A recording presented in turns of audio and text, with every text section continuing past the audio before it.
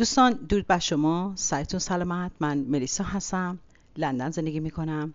دوستان عزیزم، امروز یک روز یک شنبه هستش، در واقع در ستاره شناسی ساندی به انگلیسی، همون سان یعنی روز خورشید، روز خورشید در ستاره شناسی ساندی.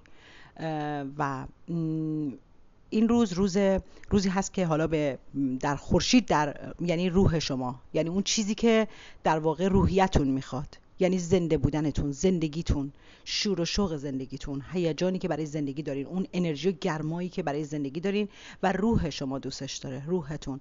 و پدر هم میشه و هر کسی که حکم پدر رو داره و گاورمنت، دولت ها و سران هر کشوری جزو خورشید اونجا حساب میشن. یعنی افرادی هم که حتی میرن تو کارهای دولتی، یعنی خورشید خوبی داشتن رفتن تو کار دولتی. حالا میتونه خیلی جاش عالی هم نباشه، مثلا اگر عزت و احترامی هم پیدا کنن یا مقامات بالا هم برسن، یعنی بازم خورشید خیلی خوبی دارن. حالا ساترن جلوشو، مثلا ساترن و اینا، یا سیاراتی مثل راهو جلوی خورشیدشون رو نزده، چون راهو خورشید را میبلعد. تنها سیاره‌ای که خورشید را میبلعد راهوه. چرا؟ چون میخواد آرزوها رو به باد بده. پس اول احترام رو میزنه. احترام کسی به باد بره، عزت و آبروش به باد بره، عزتش و زندگیش رو ازش میگیره. راهو میگیره. راهو رو براتون 2 تا برنامه درست کردم، خواهش میکنم ببینید. والا همیشه گفتم بعد 6 تا دیگه هم درست بکنم. تو این برنامه میخوام راجع به راهو بیشتر صحبت کنم، چون ما یه راهو داریم، یه کیتو داریم دوستان در ستاره شناسی. 7 تا سیاره مهم مثل 7 روز هفته داریم. اسمشو تو کانال تلگرام من میتونید برید ببینید، ملیساسرو.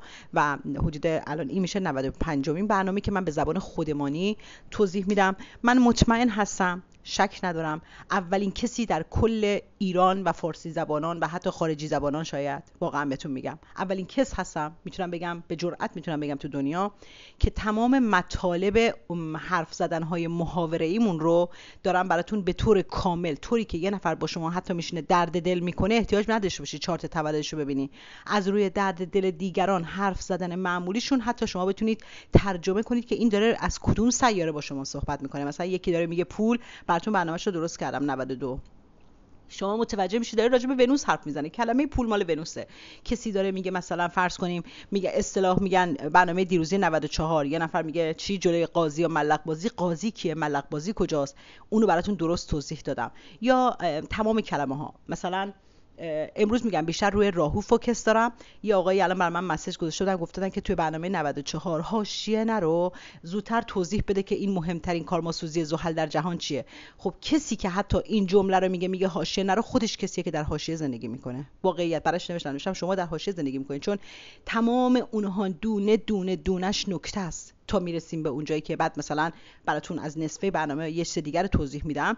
نصف اون تمام اونها نکات داره و این مثلا فکر میکنه که اینا مثلا چیزه، میان پرده بازرگانیه من دارم اجرا میکنم، برای که من دائم که نمیتونم مثلا هی بشینم اینجا برای شما ویدیو ضبط بکنم، هی بگم دوستان امروز میخوام راجع به این بگم، فردا میخوام راجع به، یا کانال تلویزیون ندارم که هر روز بیام صحبت بکنم، یا یه رادیو ندارم که هر روز بیام اونجا صحبت بکنم، بعد دیگه حالا اسماشو بتونیم جدا کنیم، مثلا بگیم 20 دقیقه از این میگیم، نیم ساعت از اون میگیم. من ترجیح همینه که بالاترین حجم اطلاعاتی که شما نیاز دارین و من تحقیق میکنم رو در اختیارتون بگذارم و شما بتونید اینو سر فرصت خودتون بشید ببینید. کسی که حوصله نداره بعد نگاه کنه ببینه چرا حوصله نداره، میدونی؟ یا کسی که فکر میکنه اونا حاشیه است، اونا کدومش حاشیه بود؟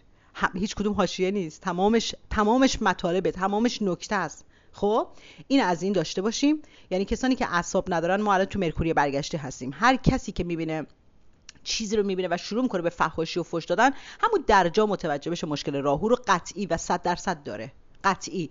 و مشکل کیتو رو میتونه حتی داشته باشه. یعنی کیتو چیزایی رو ازش گرفته که حتی تو خواب و رویاش تصورم نمیکنه. یعنی هر وقت یادش میفته بدنش میلرزه، چون مرکوری برگشتی روی سیاره‌های سایه خیلی اثر میذاره، مثل راهو و کیتو. و کسانی که مرکوری‌های مخرب دارن یا مرکوری برگشتی دارن، یعنی دهنشون بازه، فحش میدن، دریوری میگن، نمیدونم، دهنشون به غیبت، به تهمت، به شایعه سازی، به اینکه خیلی هم احساس عقل کل، چون راهو عقل کلم احساس میکنه عقل کلیه که بعد میخواد بیاد بهت بگه این کارو بکن اون کارو نکن. یعنی میاد تو خونت بهت دستور میده، مثلا میاد برنامه‌تو نگاه میکنه بعد بهت میگه اونجا رو چرا اینجوری کردی. خب به تو چه؟ جوابش به توش هست. اینا یعنی مرکوری که داره درست کار نمیکنه. خب پس الان ما این چیزا رو میتونیم شاهدش باشیم. اوکیه، زیادم میتونیم شاهدش باشیم، ولی بعد خودشون هم اونایی که این حالت رو دارن متوجه بشه. چارت تولد لازم نداره بگه او من پس برم مرکوریمو درست کنم، راهومم درست کنم. چرا؟ چون راهوئه که باعث میشه کیتو هر چی داری میگیره. بستگی داره کیتو تو کدام خانه نشسته باشه. 12 تا خونه است. خونه اول یه کاری داره، خونه دوم کل پول حساب بانکی رو میزنه، خونه سوم مثلا روابطش و ارتباطاتش و خواهر برادر رو نمیدونم دیگه، هر چه خیلی چیزا که مربوط به خونه سوم همه رو میزنه. خونه چهارم مسائل خانه، خانواده، مادر، ملک، املاک، یه دفعه میبینه همه رو به باد فنا میده کیتو. اینو راهوش به باد داده. دیدین که زبان چی میگن؟ زبان سرخ سر سبز میدهد بر باد. رنگ راهو البته سبز نیست، حالت آبیه و خاکستری هم بهش میگن، ولی زبان سرخ سر سبز میدهد بر باد. اون سر سبز سر یعنی راهو. الان براتون بیشتر توضیح میدم، ولی یه مقدمه‌ای که مثلا امروز چون این برنامه‌های توی کانال ملیسا اسرار من، اگر من اینا رو مثلا بعضی وقتا توی ویدیوهام نگم، کسی نمیتونه به راحتی بره این وایسای روزمره من که برای همه میذارم و ببینه. توشون نکاتی همیشه هست، یه دفعه همون لحظه هم باز میشه نکات، همون لحظه برای منم خود من متوجه میشم. مثلا امروز داشتم راجع به یه سری مثلا پست هایی رو زیر ویدیو 94 گذاشته که هیچ ربطی به ویدیو 94 نداره و این باعث شد که یه بحثی اونجا من داشتم که در رابطه با این که گفتم یه کسایی با ناکشاتراهایی که خودشون دارن، بعضی از ناکشاتراها دوستان خشمم میاره. مثلا مال خورشید باشه یا مال مریخ باشه آتیشیه، یعنی اخلاق آتیشی به شخص میده. حتی میتونه ظاهر آرام باشه، ولی اون ناکشاترا رو وقتی داره مثلا نشسته، خودش هم اگر جایی آتیش نیست میره آتیش رو به پا میکنه. اصلا خودش به یکی انقدر گیر میره تا یه دعوای آتیشی را میندازه خودش، برای که مثلا میتونه بعضی از ناکشاتراها اگر بد عمل بکنه، خیلی مثلا روش کار نکرده باشی، اینا درد بی درمون نیستا، ما کار میکنیم حل میشه. مثلا مثل کریتیکا، مثلا مثل اون دو تا سیاره، حتی مریخ و خورشید بعضی جاها کریتیکا رو ناکشاتراهای متفاوتش رو کنترل میکنه. مریخیه خیلی میتونن خشمگین باشن، پرخاشگر باشن، یا همونطور که بهتون گفتم خشم درونی داره. من امروز میخوام این کلمه که امروز برام اومد، دیدیم میگیم ظالم سالمه، همیشه همه میگن ظالم سالمه. امروز داشتم اینو توضیح میدادم داخل کانالم چرا میگیم ظالم سالمه. خب پس یه کسایی خشم درونی، مثلا سواتی داره، سواتی از یک دندگی و حرفی که فقط حرف منه میاد، یعنی فقط هر چی شما براش توضیح میدی این هر روز بازم حرف خودشو میزنه، هر چی شما میگی این حرف خودشو میزنه. یعنی از روی ناکشاتراها ما میتونیم ایرادهای خودمون رو حتی تشخیص بدیم. ناکشاترا قشنگ مشخص میکنه. بعضیا مثلا ناکشاترایی رو دارن دوستان که عکس یه ماره، واقعا حیوانش در ستاره شناسی ماره. اینا مثل مار بی صدا، بسیار آرامن. دیدین میگن از آن نترس که های هوی دارد، از آن بترس که سر به توی دارد. دیدین میگن بعضی از اینا وقتی ناکشاترای مار رو دارن، یعنی انقدر آرومن، انقدر ساکتن، شما اینا رو تا یه مدت زیادی بزرگترین فرشته زندگیتون میبینین. ناگهان یک نیشی بهت میزنه که تاریخ واسط مینویسه. یعنی میگی نفهمیدم چطوری به من زد. چون مثل مار میتونن خزنده است، مار میخزه و بی صدا بی حرکت، یعنی میتونه چراغ خاموش وارد زندگیتون بشه و میاد تو زندگی و اصلا یه جا چنان نیشی میزنه در اوج سکوت. اینا کسانی هستن که حتی مثلا ناکشاترایی که دارن نوع حیوانش مشخصه. حالا شاید یه روزی برنامه درست کردم براتون نوع حیوان ناکشاترا رو که بگم همتون خودتون میبینید این خصلت‌ها رو دارین، قشنگ میبینید این حالت‌ها رو انجام میدین. یعنی هر کسی رو داره میگه آره من این کارو میکنم. مثلا من اگه بخوام از کسی کینه داشته باشم یا انتقام داشته باشم، میتونم 3 سال طرف باش نشست و برخاست کنم، سر سفرش بشینم، با هم بریم نزدیکترین کسش بشم، ولی یه دفعه زیر پاشو خالی کنم و چنان رکبی بهش بزنم. و البته چون راهوی مخرب داره و ذهنش هم درست کار نمیکنه، قطعا اینا ماه در عقرب یا چیزی هم داره، ماه مخرب داره قطعی. خب جایی که حتی راهو به ماهش زده، چه کار میکنه؟ میگه آره میتونم 3 سال بشم نزدیکترین کس طرف و بعدش چنان رکبی بهش بزنم و چنان به زمینش بکوبم که اصلا یادش دیگه نره و دلشون هم خنک میشه. میگه خیش مثلا احساس نیش زبونش دیگه میره تو. اینا رو یاد بگیرین. خواهش میکنم یکی نیاد بگه حاشیه نگو. برنامه‌های من کلش اطلاعاته، خب حاشیه نیست. پس دقت کنید. اگر کسی دوست نداره خواهش میکنم سرش سلامت باشه، بره یه کانالی که خیلی خیلی دوست داره و مثلا مطالب دیگری رو جای دیگری گوش کنه، لذتش رو ببره. پس این رو هم بگم چرا گفتیم حالا ظالم سالمه. برای اینکه من امروز داشتم توضیح میدادم، گفتم ببینید وقتی یه نفر خشم داره، ناکشاتراهای خشمو داره، اصلا داره قشنگ میبینی ناکشاترا فقط توی جیوتیش هست، فقط تو ودیک هست. اون تروپیکال یا آسترولوژی دوستان، ستاره شناسی اونور، آسترولوژی تروپیکال یا غربی ناکشاترا ندارن، اونا یه جور دیگری بررسیاشون انجام میدن.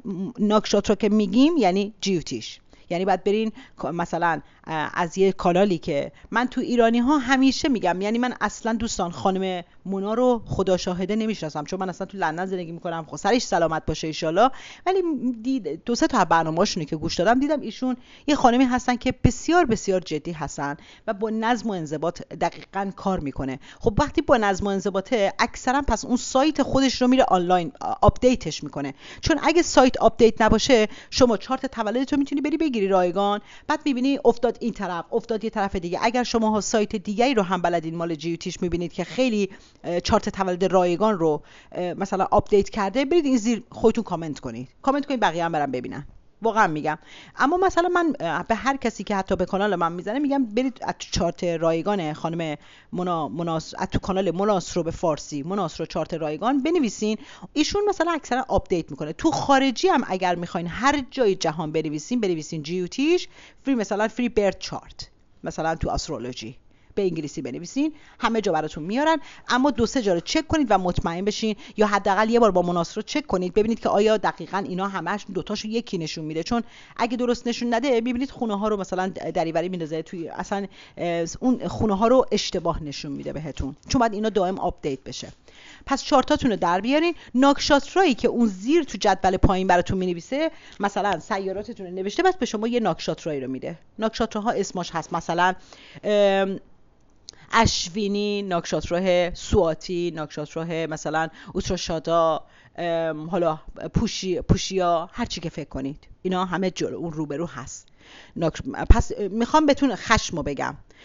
وقتی کسی ناکشاتراه خشم داره یا مریخش جای خوبی نیست، دوستان بعضیا میان میگن ما خیلی مهربونیم، به خدا صدای ما رو کسی نشنیده. بعضی از خانم ها دیدین یا بعضی از آقایون صداشون هم حتی بالا نمیبرن، عصبانی هم نمیشن، خشم هم ندارن. اینا اگر خشم درونی داشته باشن نابود خودشو نابود میکنه. چرا مریضی میگیره؟ چون خشم از مریخ میاد. خب از جنس آتشه، یعنی چه کار میکنه؟ آتیش رو در درون خودش میریزه. اونجا که ما برمیگردیم میگیم من حرفامو میریزم، درد دلم رو میریزم، دردمو میریزم تو دل خودم، یا میگیم خشمم رو میریزم تو خودم ولی انقدر آدم خوبی هستم که به کسی این کارو نمیکنم. ببینید من تمام حرفای ایرانی رو براتون به ستاره شناسی یاد میدم. شما حرف داری میزنی، ستاره شناسی سیاره هاتون دارن با هم حرف میزنن. الان من داره سیاره های من، الان دقیقاً راهوی من، ژوپیتر من، اینو با مرکوری من، اینا همه اومدن دست به دست هم دیگه، من دارم با شما صحبت میکنم.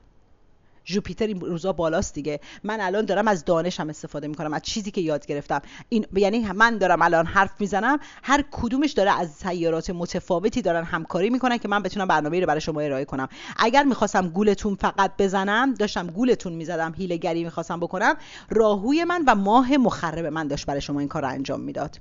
چرا؟ چون میخواستم آرزوهاتو به باد بدم و میخواستم سرت کلا بذارم. پس یاد میگیریم اونی که کلا برداره با ما حرف میزنه داره با کدوم سیاره حرف میزنه. ملیسایی که الان داره یه چیزی به من یاد میده، از ژوپیتر درجه اول، زحل اجازه به ژوپیترش داده، داره با ژوپیترش صحبت میکنه و مرکوری داره کلامش رو به من میرسونه. خب و مثلا اگر زیبا و شیرین صحبت میکنه، ونوسش هم حضور داره، چون ونوس شوکراس شکره، یعنی شیرین داره بیان میکنه، پس ونوس ملیسا حضور داره. اگر از عقلش و علمش داره استفاده میکنه، راهوی درستش هم حضور داره. خب اگر ملیسا خانم محترمی هست، خورشیدش هم حضور داره. اگر ذهنش هم خوب کار میکنه، ملیسا خانم ماهشون هم حضور داره. متوجه شدین؟ اگر مثلا شور و هیجان و نمیدونم یه شور و عشق و شور و حال خاصی رو هم به برنامه میده، یعنی مریخ ایشون هم حضور داره. متوجهین؟ پس یاد بگیرین که طرفی که داره باتون، اگه یه نفر میاد شروع میکنه سر شما هوار زدن، اون داره مریخ استفاده میکنه، مریخ مخرب داره، یعنی اون لحظه مریخ داره مخرب عمل میکنه. میتونه مریخش هم مخرب نباشه. مسئله اینه که اصلا بعضیا ذاتن خشمگینن که مریخشون جای بدیه. اگه ماهش مخرب باشه که دیگه اصلا میشه کله پوک تمام اون محل، گردن کلفت چاقوکش اون محل میشه، یا چاقو کشی میکنه، با چاقو تهدید میکنه، کتک میزنه، داغون پاغون میکنه. اینا فقط مریخشون مخرب نی، ماهش هم داغونه. بری میبینی کلاهبرداری هم میتونه بکنه، قاچاق فروشی هم میتونه بکنه، راهو مخربم داره. یعنی ما همه رو یاد میگیریم که کی چیش. اصلا چارت تولد خوندن معنی نداره. من مال خودم اصلا نمیدونم چیم کجا نشسته، چون باید همه رو درست بکنم. میگم اوکی، اصلا من نگران این نیستم چی بده. پس امروز گفتم ظالم چرا سالمه؟ دوباره برمیگردم به حرفم. ظالم چرا سالم؟ برای اینکه من خشمم رو دارم میریزم درونم. آدم خودخوری هستم. یعنی چی؟ یعنی هر چی که دارم اگر ناراحتم میکنه، اگر غم دارم، اگر بدبختی دارم، اگر خشم و عصبانیت دارم، میریزم درونم. خشم آب بدن رو خشک میکنه، چون آتیشه. وقتی شما از درونت خشک میشه، شما ریشت خشک میشه، شما خشک میشی، تموم میشی، پروندت بسته است. و آدم هایی که اینطوری هستن خیلی اتفاقا بدبخترن، خیلی بیچاره ترن و همیشه هم دارن ناله میکنن. چرا؟ چون از درون داره میسوزه، آتیش تو درون خودش داره میسوزونتش. اون وقت اون یکی که خشمش رو ریخته بیرون، چرا دانشمندا میگن، این همه روانشناس میگن خشمتون رو بروز بدین، ولی درست مثل یه انسان. یعنی با راهوی مخرب خشمتو نمیخواد بروز بدی، چون راهو مریخ رو هم میزنه. اگه راهو مریخو زده باشه، شما خشمت رو به طرز فجیعی نشون میدی. اما وقتی که مثل من یکی ناراحتم میکنه، میام تو کانالم وایس میذارم، احتیاجی ندارم که مثلا قشنگ تمام قد وای میسم خوشگل توضیح میدم شما این حرفی که زدی رو اجازه نداری بزنی. مثلا یکی به من میگه حساب بانکی لندن تو بده، من براش توضیح دادم امروز تو حسابم، یک کلیپ هم گذاشتم، گفتم حتی پلیس هم میگه شما این کار رو نکنین، میتونن با حساب بانکی مستقیم شما پولشویی انجام بشه. دیوانه که نیستم. یعنی ازت مثلا میگن ملیسا جان ببخشیم 5 میلیون پوند ریختیم تو حسابت، میشه پس بدی؟ به خدا اشتباهی ریختیم، میخواستیم به حساب عممون بریزیم، یه دفعه ریختیم به حساب مثلا شما. بعد شما پس میدی ولی میبینی پولشویی کردی، یعنی پول اونا رو پاک کردی، یه پولی رو پاک میکنی. پس بنابراین من اونجا میام با شجاعت وای میسم، میگم شما اجازه نداری، چند دفعه به تذکر دادم، اجازه نداری که بخوای برای من تعیین تکلیف بکنی، بگی این کار رو بکن و دستور به من بدی. این میشه مریخی که من از خودم دفاع کردم، خشمشم نریختم درون خودم. خشم رو بریزین درون خودتون، شما از بین میرین. اونی که اون وقت حتی ظالم بوده، تازه داد میزد، مریخ مخرب داشت داد میزد، ما میبینیم اونا سالمن، همه رو سکته میدن، آدم خوبای اطرافشون همه سکته میکنن. اینجاست که میگن ظالم سالمه. میگن این ظالم هر چی ظالمتر سالمتر، نه، هر چی ظالمتر سالمتر نه. اون بدونی که متوجه بشه تکنیک آتیش رو داده بیرون، حالا روانی بوده بقیه جاها رو آتیش زده. چرا؟ چون آتیشش زیادیه، مریخش احمقانه است، حماقت داره، قاطی داره، یارو روانیه، ماهش کار نمیکنه، راهوش کار نمیکنه. اوکی، خشمش شدید میده بیرون، مثل اژدها عمل میکنه، همه رو میسوزونه، همه رو سوزونده، اطراف خودش رو خشک میکنه. یعنی میزنه به درخت خوش میشه، میزنه به خونه خوش میشه، میزنه به زن بچه خوش میشه، میزنه به شوهر و تمام طایفه رو خوش میکنه. اما اونی که میریزه درون به خودش میگه من نجیب هستم، ما سر به زیریم، ما خانوادگی نجیب هستیم، ما اصلا آدمهای مظلومی هستیم. مظلوم همیشه بایستی که نابود بشه. چرا؟ ستاره شناسی میگه، من نمیگم، میگه شما خشمت رو اگر در درونت بریزی، آتیش رو در درون خودت ریختی. اولا شما در حق خودت ظلم کردی. چرا؟ چون آتیش ریختی تو بدن خودت. پس خودت به خودت رکب زدی، تو یه ظالم هستی. ظالم نه در حق مردم، تو به خودت ظلم کردی. و سیارات شما در درونتون که داره سیستم رو تنظیم میکنه، یعنی پیش خودش هر لحظه آلارم میده، میگه این قاطی داره، این قاطی داره، این قاطی داره، سیستم قاطی داره، این حالیش نیست، این نمیفهمه، این جوپیترش درست کار نمیکنه. جوپیترش بهش گفته اگر خشم داشتی بریزی در درون خودت، بهت میگن نجیب خانوم، آقای نجیب، مرد سر به زیر، مرد با شرافت، این قاطی داره. اینی که دارم بهتون میگم سیستم کامپیوتریه، جدی دارم بهتون میگم. میگه این جوپیترش کار نمیکنه، باور احمقانه بهش داده، باورش اشتباهه، باور خطاست. حالا باور چه کار میکنیم؟ جوپیتر رو اصلاح میکنیم. یعنی یاد میگیریم آقا من اگه خشمو بریزم درون خودم، قرار خودم رو آتیش بزنم، قراره بسوزم، قراره خوش شه، از درون بدنم خوش میشه، آتیش منو میسوزونه. من اومدم دیگران رو نسوزونم، خودم رو نابود کردم. چه کار میکنم؟ آیا میرم مثلا دیگران رو میگیرم تیکه پاره میکنم، مثلا جر و واجرشون میکنم، میذارمشون یه گوشه، میگم ما میخوایم از درون نسوزیم از بیرون آتش میزنیم؟ نه، مگه من دیوانه‌ام؟ من عقل دارم، راهومو درست استفاده میکنم. عقل، راهوی من مریخم رو نزده. راهو چجوری مریخو میزنه؟ اصلا در ستاره شناسی میگن راهو خورشید و ماه و مریخ را میبلعد. چطوری میبلعد؟ گلو داره فقط، برنامه 1 و 2 رو باید دیده باشین که بلد بشین. میبلعد یعنی میکنه تو دهنش، چون شکم نداره اینا میافتن بیرون، دوباره از اول میکنه تو دهنش، از اول میفته بیرون، از اول میکنه تو دهنش، از اول میفته بیرون، هی میکنه تو دهنش. قورت میخواد بده ولی شکم نداره، مجبور میشه هی قورت بده. اینجا یه اتفاق دایره‌ای شکل میفته، یعنی شما میبینی توی یه سیکلی گیر میکنی، توی چرخه گیر میکنی، هی دائم همون اشتباهو تکرار میکنی، هی همون خطا رو، اگه ذهنت همون خطا رو تکرار میکنه، یعنی ماهتو زده، هی ذهنت همون خطا رو 20 بار میگیم. ما از یه جا، از یه سوراخ 20 بار گزیده شدیم. ما مثلا از یه نفر 20 بار بهش اعتماد کردیم، حتی 30 بارم میشد بازم اعتماد میکردیم، تیکه تیکمون که گذاشتمون کنار. خورشید، راهو چی؟ آرزوهای ذهنتو به باد میده، تمام مسائل ذهنی تو راهو برات به باد میده، چون راهو متخصص برآورده کردن آرزو یا کاملا 100% به باد دادن تمام آرزوهای ما بوده. این راهوه. و دومی کار مثلا خورشید رو بزنه، احترامتو میزنه، بعد دوباره شما همون کارو میکنی، دوباره غیره، دوباره میری سراغ همونی که احترامتو داغون کرده. راهوت میبرتت، راهو میخواد خورشید را ببلعد.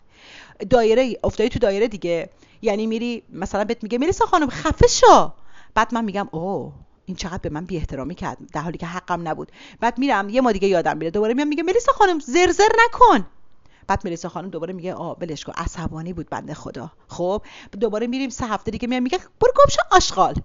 احترامم رو داره میزنه، خورشید ملیسا خانم رو داره میزنه. اما ملیسا خانم هی میره، هی راهو، کله پوک راهو یه کله خالیه، کله دیوه. اون سریه که به من شما به دنیا میایم میدن که برنامه بلوغ سیارات منو برین گوش کنین. ما تا 41 تا 42 باید به بلوغ سیاره راهو، هر سیاره بلوغش مثلا ساتر 35 تا 36 که بزرگترین تغییرات زندگی انسان ها شروع میشه. راهو 41 تا 42، یعنی ما باید کلمون حالت کله دیو بیاد بیرون، به باورهای درست وصل بشه، درست کار کنه، وگرنه ما یه آدمی میشیم مادی شدید، خسیس، گداد، درب و داغون و بهمونم میگن پیر خرفت. میشیم پیر خرف. من تو برنامه هام توضیح دادم. پس این برنامه چون راجع به راهو و زیاد صحبت بکنم، راجع به راهوه و در نهایت پس اینو یاد میگیریم. پس اون کسی که میخواد خشمش رو، میخواد مریخش رو راهو نزده باشه، میره یاد میگیره، برنامه‌های کارماسوزی مریخ منو گوش میکنه و همینجا هم حرفای منو گوش میکنه. ما از کلاممون استفاده میکنیم. مرکوری یعنی صحبت من، ونوس یعنی شیرینی، شکری، اون رفاه و آسایش و لذت زندگی. با کلام شیرین هم میتونیم از خودمون دفاع کنیم. یعنی یه نفر مثلا به من میگه ملیسا زرزر نکن، مثلا من میگم وای این چقدر آدم محترمیه، من روم نمیشه بهش بگم چرا به من گفتی زرزر نکن. در جوابش میگم ببخشید من نمیدونم چرا بایستی که عذر میخوام که دارم ازتون، این خیلی دیگه محترم باشه میگم ببخشید، اگه میگم زرزر خودت نکن، بی تربیت، درست صحبت کن. اگه خیلی محترم باشه میگم عذر میخوام، من خیلی برای شما احترام قائلم، ولی تعجب میکنم که چرا شما وقتی با من صحبت میکنی میگی زرزر نکن. یکی دو سه بار دیگه هم بگه میگم ببخشید شما زرزر خودتون نکنین. واقعا میگم به همین راحتی، یا اصلا من با شما حاضر نیستم صحبت کنم.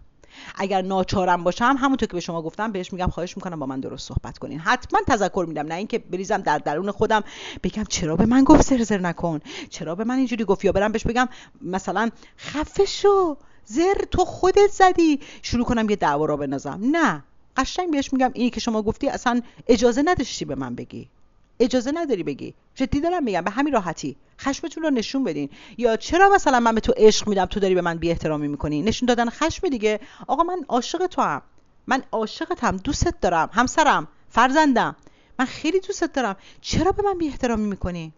چرا مثلا ما باید وقتی با هم صحبت میکنیم فرضاً فلان کار رو انجام بدی، یا چرا وقتی که میدونی من ناراحت میشم، مثلا میگم من ناراحت میشم فلان کاری رو انجام میدی، شما چرا دقیقاً این کار رو انجام میدین؟ خب این باعث میشه من در درون خودم دارم عذاب میکشم، من دارم آسیب میبینم. همینا میشه ابراز خشم دیگه، ابراز خشم مؤدبانه، ولی واقعا با جسارت، واقعا با ملایمت، با کلام شیرین ونوسی، یعنی مرکوری ونوسی صحبت کنید، شیرین حرف بزنید.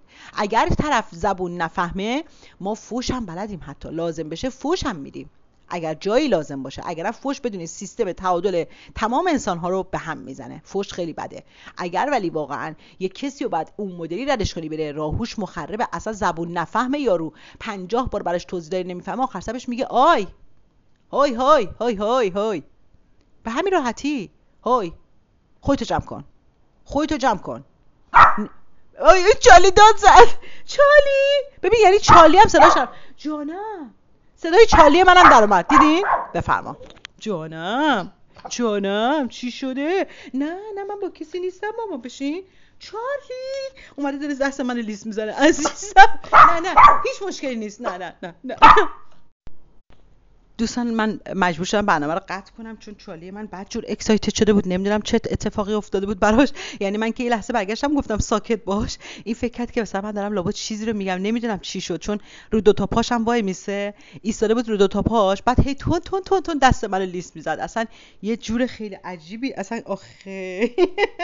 ولی در کل پس دوستان عزیز دلم در نظر داشته باشین، ما اگر دردمون رو بریزیم تو دلمون در حق خودمون خیانت کردیم، مجازات داره. خودمون رو مجازات میکنیم، مجازاتش هم درون خودمون رو میسوزونیم، پرونده خودمون رو خودمون بستیم با جوپیتر خراب و اشتباهمون.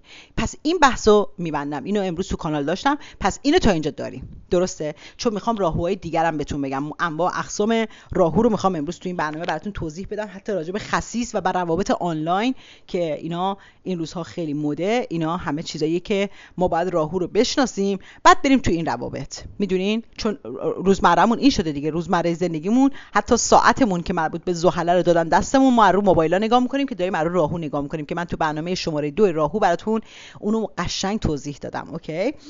حالا من دوستان عزیزم، پس این که کسی که ظالمه سالمه، برای اینکه اون بقیه جا رو آتیش میزنه ولی درون خودشو نه که آتیش نزده، اون خودش سالم میمونه.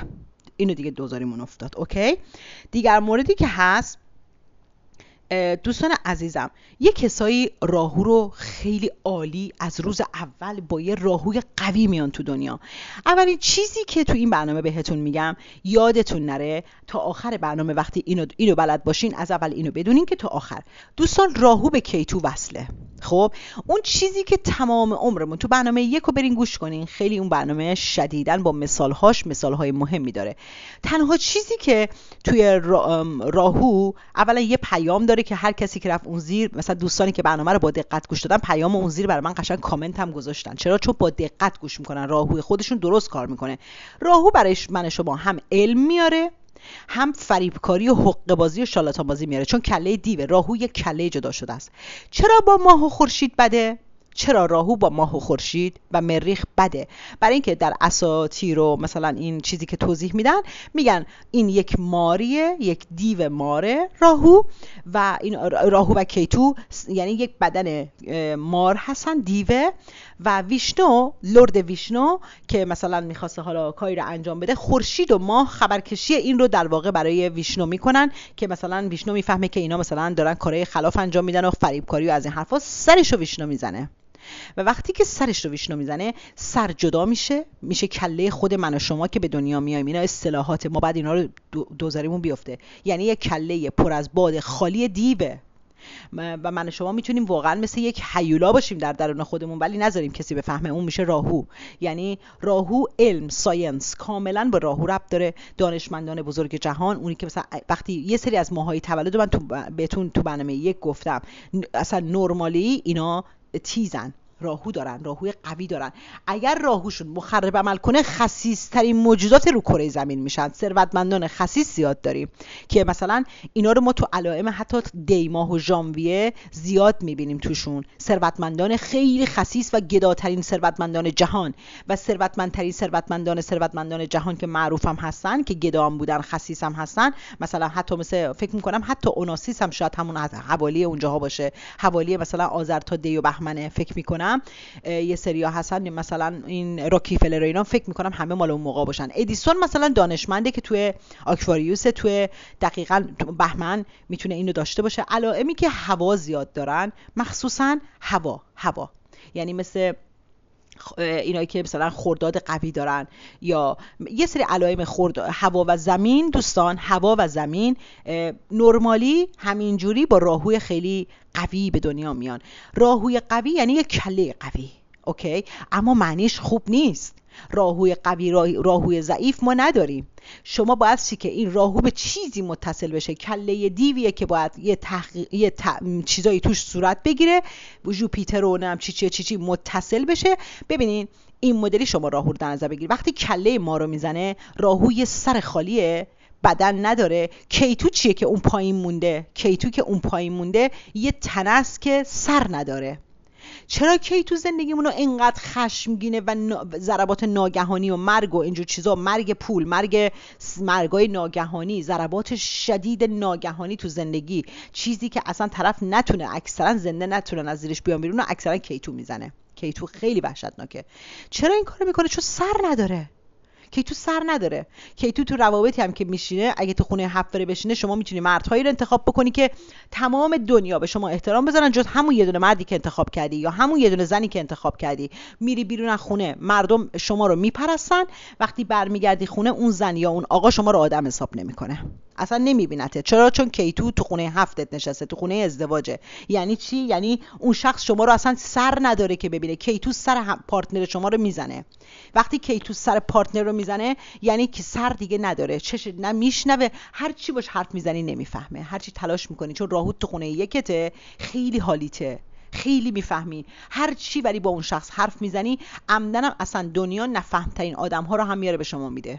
نفهمترین آدم ها رو به اونایی که امتحان کنید. هر کسی که تو خونه 7 داره بره بر من این زیر کامنت بذاره. خواهش میکنم کامنت برای من نفرستین تو تلگرام، اینجا بذارین، چون اگر اینجا 600 تا کامنت بذارین بعدها همه میان کامنت ها رو میخونن.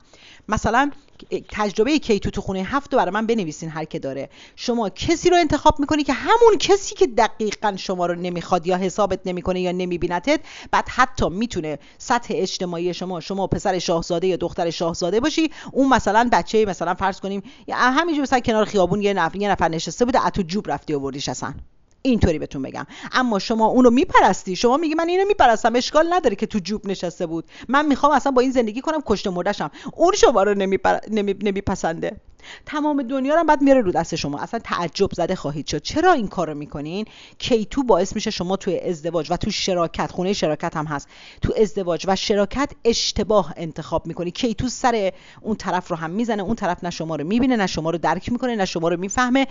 یعنی میرید عجیب ترین آدم رو پیدا میکنید، باهاش وصلت میکنید و نابود میشید. چرا نابود میشین؟ چرا؟ به خاطر اینکه حتما اون ازدواج سختی های شدیدی رو براتون پشت سر هم میاره، مجبورتون میکنه از ازدواج اکثرا طلاق بگیرین. اگه نه کیتو طلاق رو نمیاره، ناچار میشه از اون ازدواج بیای بیرون و خودتو نجات بدی و برای ازدواج دوم یا سوم خودتو آماده کنی که عمدتاً هم سوم همیشه عالی ترین میشه، ولی ناچار میشه که از ازدواج بیای بیرون.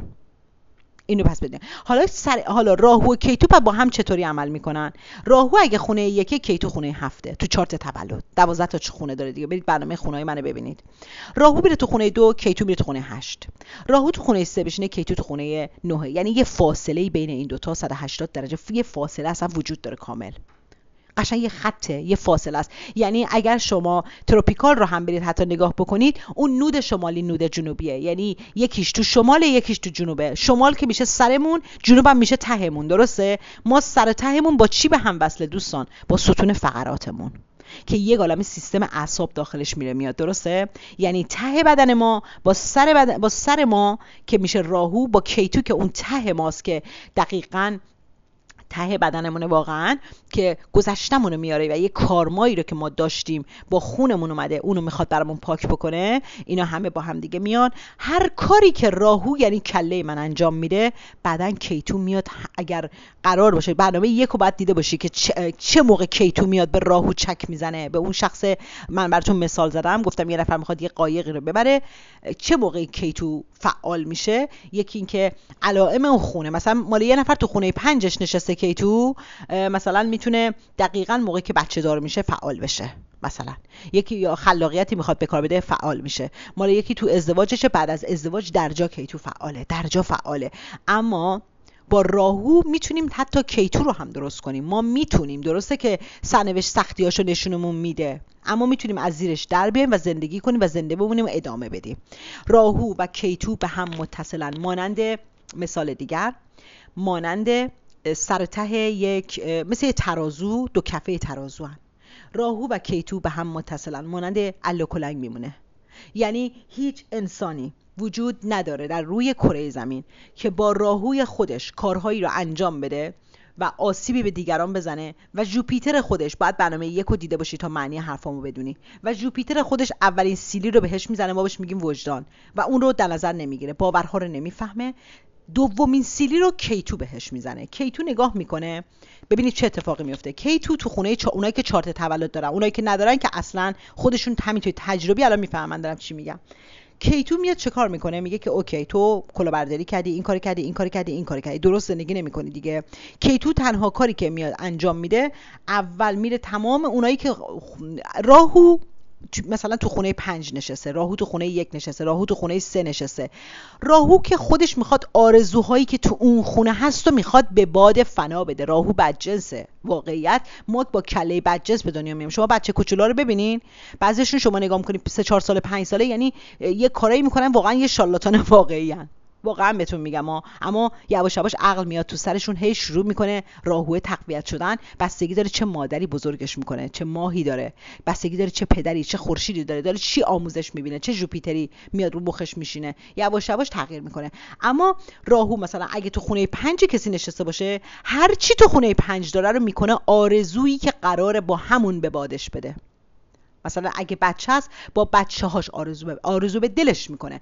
میتونه موفق بشه تو تمام جهات زندگی با بچه ها. اگه تو خونه 4 میشینه، با مال و املاک و ماشین لاکچری، یا با خانواده و مادر و اینجور چیزا، با خانواده بیشتر میتونه قشنگ همونا رو آرزو به دل کنتش. تو همون قسمت آرزو به دل، کلمه آرزو به دل که میگیم، به محضی که گفتی آرزو بدون، یعنی داری راجع به راهو صحبت میکنی. خب یا بعد تازه فقط کیتو که نمیاد، اون راهو که نمیاد اون کارو بکنه. اگر شخص به کارهای بدی ادامه بده، کیتو هم تو خونه خودش خیلی چیزا رو ازش خواهد گرفت. این دوتا به هم وصلن دوستان. مثل بذارین بتونین یه مدل دیگه هم بگم، اینا انگار همیشه دارن دنبال هم میگردن به هم متصل بشن. اینا به هم متصل نیستن. یه ستون فقرات اون وسط بینشونه، ستون فقرات سر تا ته ما یه ستون فقراتی هست. ما اینو باید بتونیم سر و ته بدنمون، آقا باید یک درستش کرده باشیم، متعادلش کنیم. پایین تنه باید با بالا تنمون کار کنه. من نمیتونم شبانه روز برم معتاد سکسی بشم. وقتی میگیم معتاد سکسی، یعنی راهوی مخربی که پایین مثلا تو مریخش فقط داره برای سکس استفاده میکنه و این عدم تعادلی رو میاره تو بدن. متوجه این؟ من نمیتونم مثلا با خشم شدید و چی فلان کارو بکنم. راهو و کیتو همون دو نیمه گم شده ای هستن که دائم دارن دنبال هم میگردن، دائم دارن دنبال هم میگردن و اینا دنبال همن. سر از تن جدا شده، اینا تا ابد انگار دنبال همن. یعنی تا من شما زنده ایم، راهو و کیتو دوستان دنبال همن. و راهو، حالا این بحثه که اینجا رو فقط خواستم اینو باید یاد بگیری کامل، ببینی راهو کیتو چطوری عمل میکنه، تا بعد برم سراغ قسمت بعدی که قسمت آنلاین رو براتون توضیح میدم. اوکی؟ ببینید اون متولدینی هم که گفتم یه سریا هستم. مثلا من واقعا یکی از رئیسای من که حالا فوت کرده، این آقا همیشه یه اصطلاحی داشت، همیشه، و من اینو خودم شنیدم، نه اینکه از دیگران شنیده باشم، نه خودم شنیدم. مثلا به یه نفری رو آورد، یه کسی رو آورد، همون موقع دستمزد اون شخص بود 300,000 تومان در ماه. بعد ایشون بهش گفت من 5 میلیون تومان به شما در ماه میدم. من واقعا میگم، و ایشون، اون آقا یه بار فوش زن و بچه به ایشون داده بوده و ایشون وقتی که امریکا بوده واقعا یه پای تلفن اینا شنیده بود. مثلا حالا فرض کنیم یه چنین حالتی، یه مشکلی با هم داشتن. بعد همه تعجب کردن که این چرا رفت همونی که به فوش زن و بچه بهش داده رفته آورده همونو، میخوام بهتون راهوی مخرب رو یاد بدم. و ایشون بسیار بسیار تمکار و بسیار حریص بود. یعنی الان مرده مثلا دیگه، حالا مرده دیگه، ولی واقعا یه آدم خیلی عذاب دهنده بود برای تمام مردم و ثروتمند و بسیار بسیار نابغه. یعنی علمم بهش داده بود، عقلم بهش داده بود، اما هم فریبکار بود، هم بسیار آدم اذیت کنی بود. یعنی اینا از مشکلات دیگه هم دارن دیگه، فقط یه راهو که نیستش که. میخوام ولی بهتون بگم خسیس خسیسم بود، اتفاقا جالبش اینه که خسیسم بود، اما به این شخص به جای 300,000 تومان ماهی 5 میلیون میداد. من واقعا شخصا چون این رئیس مثلا یکی از بزرگترین رئیسامون بود که حالا مثلا به هر حال من اکثر مثلا رئیسامو همه رو میتونستم ببینمشون، من ازش دقیقاً پرسیدم که ببخشید چرا به این شخص شما اینقدر میدین؟ به خدا این جوابی که به خودم داده. خب گفتش که همیشه لزومی نداره که ما هر کس بهمون بدی میکنه همون بدی رو در حقش دقیقاً بزنیم تو صورتش. من وقتی این کارش ارزش کارش، من میخوام اینو تنبیهش کنم، چون اهل مجازاتن، یه سری اهل تنبیهگرن. یعنی اتفاقاً تو ژانویه بودیشون، اتفاقاً تو همون اوایل ژانویه بود، یعنی وسطای دی تولدشون، و اتفاقاً یعنی اونجا زحل همه کاره است براش. ساترن کپریکورنی بود، بسیار قلدر، بسیار مثلا کپریکورنی، و یعنی حالت ساترن زحل یا همون ساترن خیلی قوی داشت ایشون، برای همین تو کار تونسته بود یکی از مقامات باشه و خورشید قوی هم داشت، یکی از مقامات بود دیگه برای خودش. خب خیلی مقام بالایی داشت تو کار و شغل و همه چیش. اما ببینید دقیقاً جوابی که به من داد، گفت فلان لزومی نداره که کسی رو می‌خوایم تنبیهش بکنیم من برم یه چک بزنم تو صورتش، میتونم یه طور دیگری تنبیهش بکنم. وقتی یه آدمی که خیلی پرروه، اون نظر اونه ها، نظر من نیست، اون باور اونه، جوپیتر ایشونه، جوپیترش داره حرف میزنه. جوپیتر میگه وقتی این آدم به من بدی کرده، حقوق این آقا بین 250 تا 300 هزار تومانه، ولی من به این آقا ماهی 5 میلیون میدم، 4 ماه هم نگرش میدارم، 5 ماه هم نگرش میدارم، ماهی 5 میلیون بهش میدم.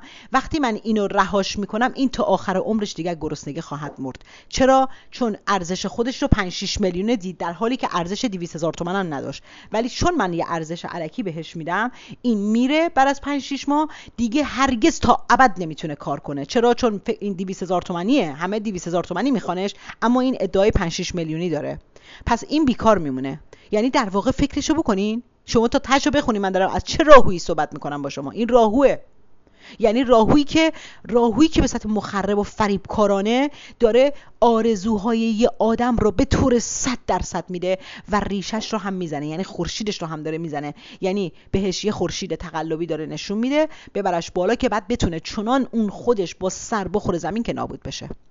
میخوام مثال ها رو قشنگ گوش کنین که متوجه شین که آدم هایی که به من و شما میان رکب میزنن چرا رکب میزنن. اونا درون خودشون جوپیتری دارن یا ماه مخربی دارن، ماه در عقرب بعضیا دارن. دوستان اکثر اینا که در جای بدی نشسته باشه و عقرب به ماهشون زده باشه اصلا نمیتونن کینه نداشته باشن، نمیتونن انتقام نگیرن، نمیتونه انتقام نگیره، باید انتقام بگیره. خب و دست خودش نیست. شما 1000 تا مثلا دکتر هولاکویی براش بفرست، دکتر فنم چی براش بفرست، این جزء میلیونرهای ایران نبود، ایشون جزء بیلیونرهای ایران بودن. یعنی اصلا خیلی از اینایی که بعدها اومدن اختلاس چی میکنن اینا به گرد پاش هم نمیرسیدن، ایشون جزء اون اولیاشه. خب میخوام بهتون اینو بگم که اگر شما میبینین که شما بعد مثلا میتونی برای اینو بشینی از جوپیتر بگی، از باور بگی، از علم بگی، از روانشناسی بگی، همینجوری نگات میکنه. چرا؟ چون راهوی اون بهش یه غروری رو داده، عقل کل خودش. قطعا میتونن خیلیشون راهو تو خونه یک داشته باشن، خودش عقل کل، اصلا زیر بار حرف هیچ کسی نمیره. اصلا میگه من تو چی داری میگی واسه خوده؟ چرا؟ چون سیارات نامتعادل دیگری رو جای دیگری داره، این اصلا کسی رو قبول نداره و برای همین انتقام بخواد میگیره، ظلم بخواد میکنه، هر کاری دلش بخواد میکنه، اصلا همه کاری دلش بخواد میکنه، به همین راحتی، همینجا همین قدم ریلکس. پس ما نمیتونیم بریم آدما رو عوض کنیم، اما میتونیم بفهمیم آدما دارن چطوری با ما حرف میزنن یا چطوری دارن برخورد میکنن. این مسئله رو براتون گفتم. میریم سراغ مرحله بعدی اینم دوباره همچنان راهوه. دوستان راهو یعنی اینترنت یا راهو یعنی موبایل، راهو یعنی تلویزیون. برنامه راهو 2 رو ببینید، من بعدا لیست کارماسوزی راهو رو میذارم، میگم اینا راهوه، لیست راهو رو بذارم دونه دونه‌شو ببینید. اونی که تمام آرزوهای انسان‌ها در روی زمین رو به باد میده راهوه. همون آقایی که دارم بهتون میگم 10 سال آخر عمرشون کاملا تو رخت خواب خوابیدن و در سن واقعا تو همین جوونی، یعنی فکر نمی‌کنم مثلا 60 آره به 60 خورده هم نکشید که فوت کردن. واقعا 10 سال خودشو کسی نمیتونه زمین بزنه، اما کائنات به زمینش زد. یعنی دقیقاً مدلای متفاوت زحل ایشونو به زمین زد، یعنی اصلا مجبور شد بره تو دیگه بخوابه، نمیتونست. یعنی هر مدلی شما بگین بهش زده شد. میدونید چی بهتون میگم؟ هر مدلی که فکر کنی اصلا. پس یعنی من اینو با چشم خودم دیگه دیدم واقعا. پس راهو آرزوها رو به باد میده، درسته؟ دوستان عزیزم، اینترنت یعنی تلویزیون، اینترنت، موبایل یعنی راهو. خب حالا اینو تا اینجا داشته باش، چون مبحث بعدیمون راجع به روابطیه که ما میخوایم از طریق اینترنت بریم درست کنیم. روابط راهوییه که داره راهو برامون میاره. اونو بعد یه ذره بهش دقت کنیم، ببینید چه دقتایی. مثلا وقتی شما از طریق سایت‌های دیتینگ و آنلاین میخوای با کسی آشنا بشی، یعنی شما نشستی اصلا خود اون سایت داره میگه من راهو هستم. شما از طریق راهو میخواهید کسی را پیدا کنید، از طریق کله خودتون قراره کسی رو پیدا کنید که اون هم با کله خودش اونجا نشسته و شما نمیدونید این کله که اونوره به جایی وصله یا یه کله پوک راهو فریبکاره یا یه راهو عاقل دانشمند درست حسابیه و شما هم خودت هم مشخص نیست کدومی که از اینا هستی. اما پس رابطه بر اساس، یعنی راهوها دارن با هم حرف میزنن، راهو با راهو. اینو تا اینجا براتون جا بیفته. اوکی. شما با تلفن با کسی آشنا میشی. قدیما مثلا مزاحم تلفنی میشدن، بعد با همدیگه آشنا میشدن، میرفتن همدیگه رو میدیدن. جدی میگم، مثلا یکی زنگ میزد خونتون، انقدر فوت میکرد، بعد متوجه میشدی مثلا همینجوری به طور اتفاقی میگه چقدر صدای شما خوشگله، اون یکی میگه چه صدای از اینا بوده. الان دیگه نه. الان تو اینترنت مثلا همو میبینن، تو اینستاگرام هم دیگه رو پیدا میکنن، تو فیسبوک هم دیگه رو پیدا میکنن، فیسبوک نه ها، فیسبوک آره، تو فیسبوک هم دیگه رو پیدا میکنن. تو مثلا بعض وقت قدیما تو یاهو هم بود یا یاهو مسنجر بود، هر نوع مسنجری، هر جایی شما کسی رو این مدلی پیدا میکنین، این میشه از طریق راهو پیداش کردین. یعنی یه راهویی اون ور نشسته با یه راهوی این ور داره ارتباط برقرار میکنه. اوکی. حالا بعد دیگه بریم این ارتباطات چطوریه. واقعیتش مثلا من امروز تو کانالم هم گفتم، چون همه این بحثا که امروز براتون این برنامه رو درست کردم از کسی شروع شد که برای من مسیج گذاشت که ملیسا خانم، من زیر برنامه شما با شخصی آشنا شدم. بعد دیگه داشت مثلا توضیح میداد که من دیگه مثلا بقیه توضیحات این اومد رو موبایلم، همون چند خط اولش که نگاه کردم گفتم دوستان عزیزم، من این کانالی که دارم کانال دوستیابی و رفیقیابی و زنیابی شوهریابی نیست. هر کی خودتون میرید اون زیر پیدا میکنید، اینا هیچ کدومش رو من نمیدونم کی هستن. من که مثلا پلیس بین الملل نبودم که بگم مدارکتون رو بفرستین، پاسپورتاتون رو بدین، آیدیاتون رو بدین، عکسم همین الان آنلاین جلوی چشم من بنازید من ببینم شما کی هستین. من نمیدونم کیا برنامه منو گوش میکنن.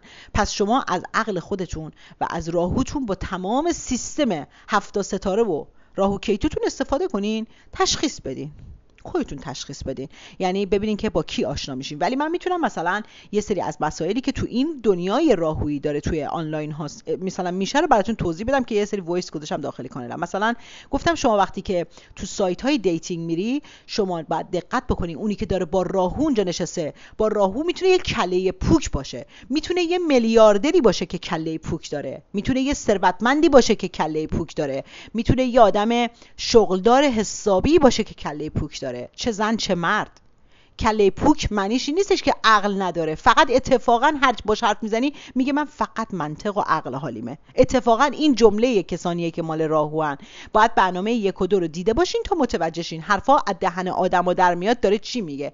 کسانی که میگن ما فقط عقل و منطق رو میفهمیم، عشق رو نمیفهمیم، اون همون به محضی که گفت عشق رو من نمیفهمم، یعنی شما چارت تولدش هم بگیری میبینی ونوسش آشغال ترین جا ونوس اون نشسته، اصلا ونوسش کار نمیکنه.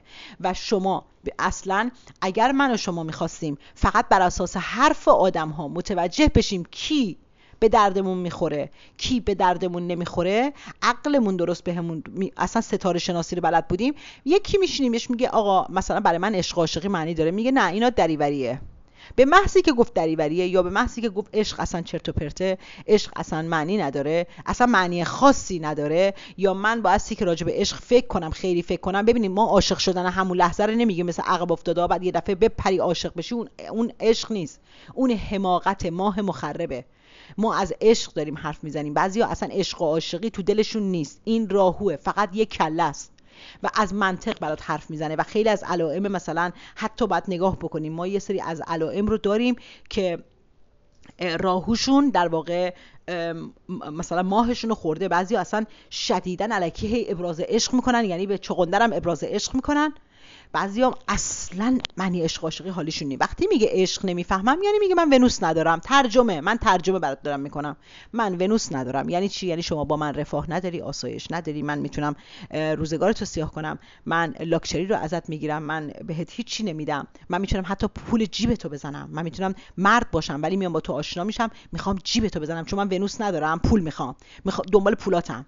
من زن هستم، عشق عاشقی حالیم نی، من دارم میام میتونم پول نقدتو بگیرم چون من ونوسم، ونوس من ضعیفه، ونوس من گشنه است، من ونوس گشنه دارم میام سراغ شما یه چیزی رو بزنم ازت، رفاهت رو میگیرم، آسایشت رو میگیرم، هر چی که مال ونوسه دیگه، رفاهت رو میگیرم، آسایشت رو میگیرم، پولاتو میخوام. مال و املاک چی داری؟ چون خونه چهارم مال و املاک مال ونوسه، ماشین آخرین مدل مال ونوسه، چی داری که من ازت بگیرم؟ اومده بگیره بره. یعنی ترجمه کردم براتون. من به شما گفتم اولین کسی که برای شما زبان مکالمه خودتون رو داره براتون ترجمه میکنه، به جرئت میتونم بگم تو جهان من یه نفرم. شما یاد میگیری که اصلا طرف چی گفت. دیگه خودت اگه خواستی بری امتحانش کنی میتونی بری امتحانش کنی، برید امتحان کنید. حالا یه نفر که با راهو میاد، اونایی که با راهو ان دوستان خیلی تمکارن. راهو دهان نداره، دهان داره گلو نداره، شکم نداره، شکم تا گلوه. این هر چی بهش بدی سیر نمیشه، ازت هی میگیره، تمکاره، حریصه، طمع، پول. راهو مادیات میاره. مادیات ما باید داشته باشیم تو این دنیا. اگر من شما مادیات نداشته باشیم هیچی نداریم. پس ما راهومون رو باید درست کار کنیم که بعد بتونیم خیلی پول در بیاریم. آف کورس. خب اما اگر راهو مخرب باشه، این دیگه فقط تا کله اومده. قسمت‌های سکس و مکس و اینا هم که استفاده میکنه، اونا رو مثلا میبینی معتاد به سکس هم هست. چرا؟ چون مریخش هم مخرب استفاده میکنه. یعنی مریخ رو راهو میبلعد، میکنه دهنش میاره بیرون، میکنه دهنش، یعنی با سکس با آدمای متفاوت. بعد با شما میره میاد قهر میکنه، دوباره میاد برای سکس میاد، میره دوباره برای سکس برمیگرده، میره دوباره برای سکس میاد. ابراز عشق میکنه، ماه مخرب داره، ابراز عشق میکنه، ذهنی فکر میکنه عاشقته، 4 روز میاد، بعد دوباره میره، بعد دوباره میاد، بعد دوباره میره، بعد دوباره میاد، هی میره هی میاد. اینا یعنی توی دایره افتادین. شما یه دفعه میگی به خدا دیگه سرم گیج رفت، افتادی توی دایره باهاش. این داره راهوی عمل میکنه، راهوی مخرب داره، داغونه. این اومده راهو مخرب باشه چه کار قراره بکنه؟ قراره آرزوهاتو به باد بده، تمام آرزوهاتون رو به باد میده. شما میبینید 3 سال نشستی منتظر یه مرد یا یه زن، هی میره هی میاد، نیستش، معتاد جنسیه. یعنی مثلا با شما رو ول میکنه، میره با 10 نفر دیگه میخوابه، بعد دوباره مثلا دلش برای شما تنگ میشه، دوباره برمیگرده، بعد میاد کلی نازت میکنه، قبولش میکنی، دوباره بعد 4 روز دوباره میره باش 5 نفر دیگه، دنبال 6 نفر دیگه میگرده. هر دفعه هم که میاد همون داستان قبلیه رو تعریف میکنه. من هر جا میرم فقط تو رو دوست دارم، فقط من تو رو میخوام. اونا رو چرا رفتی دنبالشون؟ به خاطر اینکه لجتو از بس که تو منو دوست نداشتی. اینا راهوه، این کله راهوش داره، این کله پاچه راهوش داره صحبت میکنه. راهو یاد بگیرین. تو آنلاین شما داری میری، یه کسایی با راهوی مخرب نشسته اونجا. خب اونو شما فکر نکنید نشسته دنبال زن میگرده یا دنبال شوهر میگرده یا دنبال جیب یکی بره بزنه حسن، یه سریاشون، یا یه سریاشون دنبال سکس هستن یا دنبال منافع مادی. یعنی میگه زنی رو پیدا کنم که خرج من بده، وضع مالیش هم توپ باشه، ما رو بریم همین پرنسسایی که جدید به قول همه مد شده. و شما میبینین قیافه‌های جدی هم دارن، قیافه‌های مردونه دارن. باورتون نمیشه که این اومده جیبتو بزنه، ولی ونوس تعطیله، اصلا ونوسی نداره، اصلا عاشق هم نمیشه. چرا؟ حالا بذارید براتون توضیح بدم. از اونجایی که من به شما گفتم دارم بهتون میگم، حتی ما تو حرفامون معلومه که کی داره میگه. وقتی من میگم شما باورتون نمیشه، یعنی چی؟ باور یعنی جوپیتر، یعنی جوپیتر شما نمیخواد قبول کنه که این یه مثلا یاردانقلی بود. جوپیترت نمیخواد قبول کنه. اونایی که دیدی میگی باورم نمیشد که اینطوری به من رکب بزنه، یعنی جوپیتر من آسیب خورد، جوپیترم داغون شد، جوپیترم داغون شده. جوپیتر من نتونست، هنوز هضم نکرده این داستانو. سیاره جوپیتر شما در سیستم شما داره درست کار نمیکنه. چرا؟ چون یکی زدتش. هی میگی باورم نمیشه، تا مدت ها باورت نمیشه. پس اینم یاد بگیرید. ببینید دوستان، الان تو خارج از ایران رو من میگم، تو خارج از ایران حواستون باشه، زنها و مردها، زنها که اکثرا این کارو نمیکنن، مردهایی وجود دارن داخل سایت های آنلاین. اینها مثلا تو شهر خودشون دنبال زن نمیگردن. خب اونا هم برای همخوابگی دارن، یعنی 10 نفر دارن. اینا تو شهرهای مثلا فرض کنیم شمال انگلیس، تو لندن دنبال زن میگرده، مثلا برمینگام تو لندن میگرده، برمینگام تو منچستر میگرده، برمینگام داره تو اسکاتلند میگرده. برای شماها مسیج میذاره. من دارم انگلیس رو میگم، شما تمام دنیا رو در نظر بگیره. از آمریکا برای انگلیس مسیج میذاره، از انگلیس برای سوئد مسیج میذاره، از سوئد برای بلژیک میذاره، از بلژیک برای لندن میذاره. اینا رو شما نگاه کنید. اینا ببینید اینجا خیلی از اینها، اینجا راهو، حساب راهوه، حساب یک کله‌ایه که اونور نشسته داره حساب کتاب میکنه. راهو یعنی حساب کتابگر، یعنی کسی که داره حساب، اصلا سیستم شما از طریق راهو ارتباط برقرار کردی. متوجه این؟ یعنی مثلا دیداری نبوده که بگیم 2 نفر فیس تو فیس همدیگه رو دیدیم، یا توی مهمونی بوده مرکوری ما رو آشنا کرد با هم، تو مهمونی بودیم مرکوری ما رو با هم آشنا کرد. مهمونی میشه مرکوری دیگه، یا دهن به دهن معرفیتون بکنن مرکوریه. مرکوری معرفی نکرده. ما توی آنلاین با هم آشنا شدیم. آنلاین یعنی راهو. پس ما اینجا میتونیم کلی آدم شالاتان فریبکاره، چون اصلا اونا حمله میکنن، اول اونا هستن، برای همین 90% اونا فیکن، 10% شاید توشون انسانهایی باشن که واقعا میرن دنبال این که یک کسی رو پیدا کنن. جدی دارم بهتون میگم. یعنی الان مثلا شما نگاه میکنین میبینی اینا اول که مثلا میان لیست خانم ها رو نگاه میکنن، عکس رو که نگاه میکنه تا پایین نگاه میکنه ببینه کدومشون سکسش خوشگل‌تر میتونه باشه، کدومو امتحان نکرده، کدومی که اینا رو قبلا براشون پیام نداده، کدومو رو اول سکس رو انتخاب میکنه، مثلا میخواد بره دنبال سکس. ببینید این انقدر شایعه، شما فکر نکنید که مثلا 5% اینطوریه. توی جاهایی که راهوه شما 90% بذار رو حساب این که 90%ش درست کار نمیکنه، 10%ش فقط درست کار میکنه. مسئله راهوه. حمله کسانی که راهویی هستن اونجا هستن، یعنی قالتاق ترین ها اونجا هستن، یعنی کسانی هستن. بعد ببینید میتونه عالم باشه، راهوش قویه، یعنی با شما از علم صحبت میکنه، از روانشناسی صحبت میکنه، از مثلا دکتر هولاکویی میگه، از دکتر فرنودی میگه، از دکتر نمیدونم کیکی میگه، از دکتر مثلا همه روانشناسا رو بلده، از اخوان میگه، از یکی مثلا فرض کنیم آزیتا سایان میگه. علمی باهات صحبت میکنه. شما میبینید 3 سال سر کارش. این اولا مثلا اینا مثلا یه همدم میخواسته فقط باش حرف بزنه، داره یه کتاب مینویسه، فقط اطلاعات شما رو جمع میکنه میریزه تو کتابا، یعنی بهتون بگم چه چیزهای سوء استفاده‌ای وجود دارن، زیاده. مدلاشو من بهتون میگم، شما قشنگ با دقت گوش کنید. اینجا مسئله اینه که یکی با کله سوء استفاده کن. چرا؟ راهو یک کلام داره. راهو البته زندگیش ازش میگیره، چون راهو تو اون خونه‌ای که برای اون داره کار میکنه، که برای تمام انسان‌های روی کره زمین در یکی از خونه‌های چارت تولد راهو نشسته. خب اون هر چی داره تو اون قسمت آرزوهاشو به باد میده، که من نمیدونم که مثلا مال اون هر کسی چیه که حتمیه. و کیتو بعدن وارد میشه و چک اصلی رو کیتو میزنه و یعنی چیزی رو ناگهانی و ضربتی ازش میگیره، و وقتی که متوجه نمیشه بعد از مدت طولانی مثلا 18 سال یا 30 سال یه دفعه سرکله زحل پیدا میشه که زحل حقش رو بهش میده، یعنی قطعی و 100% حساب کتابو مشخص میکنه. و من مجازاتشون کاری ندارم، من با انواع اقسام آنلاین ها کار دارم. یعنی شما تو واتساپ آشنا شدی، تو فیسبوک آشنا شدی با کسی که با شما فاصله مکانی زیاد داره و به شما میگه تو این شهر ما زن نیست، اصلا زن نیست، یا تمام زنهای اونجا رو دوره کرده، زن نیست. اینو بدونین، زن همه جا هست. خب و شما اصلا میگی قبول میکنی حرفشو. چرا؟ چون حرف منطقیه. شهرتون کوچیکه، زن نیست اونجا، نزدیکترش هم اوکی، حق داری. یعنی نگاه میکنی میگه خودم واقعا دنبال یه رابطه‌ام، پس این میتونه راست بگه. تا اینجا رو یه تیک میزنی، میگه اوکی میشه. اما یادتون باشه خیلی از اینها وضع مالیاشون خوبه، یعنی کار داره، خونه داره، ماشین داره، شغل داره. شما تا اینو میبینی یا یه نفر هست که واقعا میگه من آقای دکترم، یعنی من میدونم حداقل این الان 15 سال تو کل انگلیس و تمام کشورهای اروپا و آمریکا و کانادا رو ایشون همین آقای دکتر آباد کرده. یعنی تو تمام خونه زنهایی که بهش راه دادن یه هفته رو خوابیده حداقل. آقای دکتر میگه من دکتر متخصص زنان هستم، یعنی متخصص، یعنی چون متخصصه زنان میگن وای خدا شوهر دکتر، خدا برام شوهر دکتر پیدا شد. بعد میرن براش چه غذاهایی هم میپسن که این بره کوف کنه. جدی دارم بهتون میگم. بعد این میره کوف میکنه، بعد اخلاق ندارن خانم‌ها دیگه. یعنی در نهایت ایشون اصلا یعنی پایه ثابت تمام سایت‌های آنلاین جهانه، پایه ثابتن، اینا حضور دارن. بعضیشون هم مدل دانشمندن، گفتم بهتون خیلی با کلاسه، خیلی با شخصیته. بعد راجع به مسائلی که صحبت میکنه شما به عنوان یه میلیونر میبینیش، میگی میلیونره، بعد شما فکر میکنی که الان با شما داره صحبت میکنه، شما رو قشنگ دیگه پسندیده. ایشون پای ثابت تمام سایت‌های آنلاین و با آیدیای متفاوت، اصلا پای ثابتن اینا.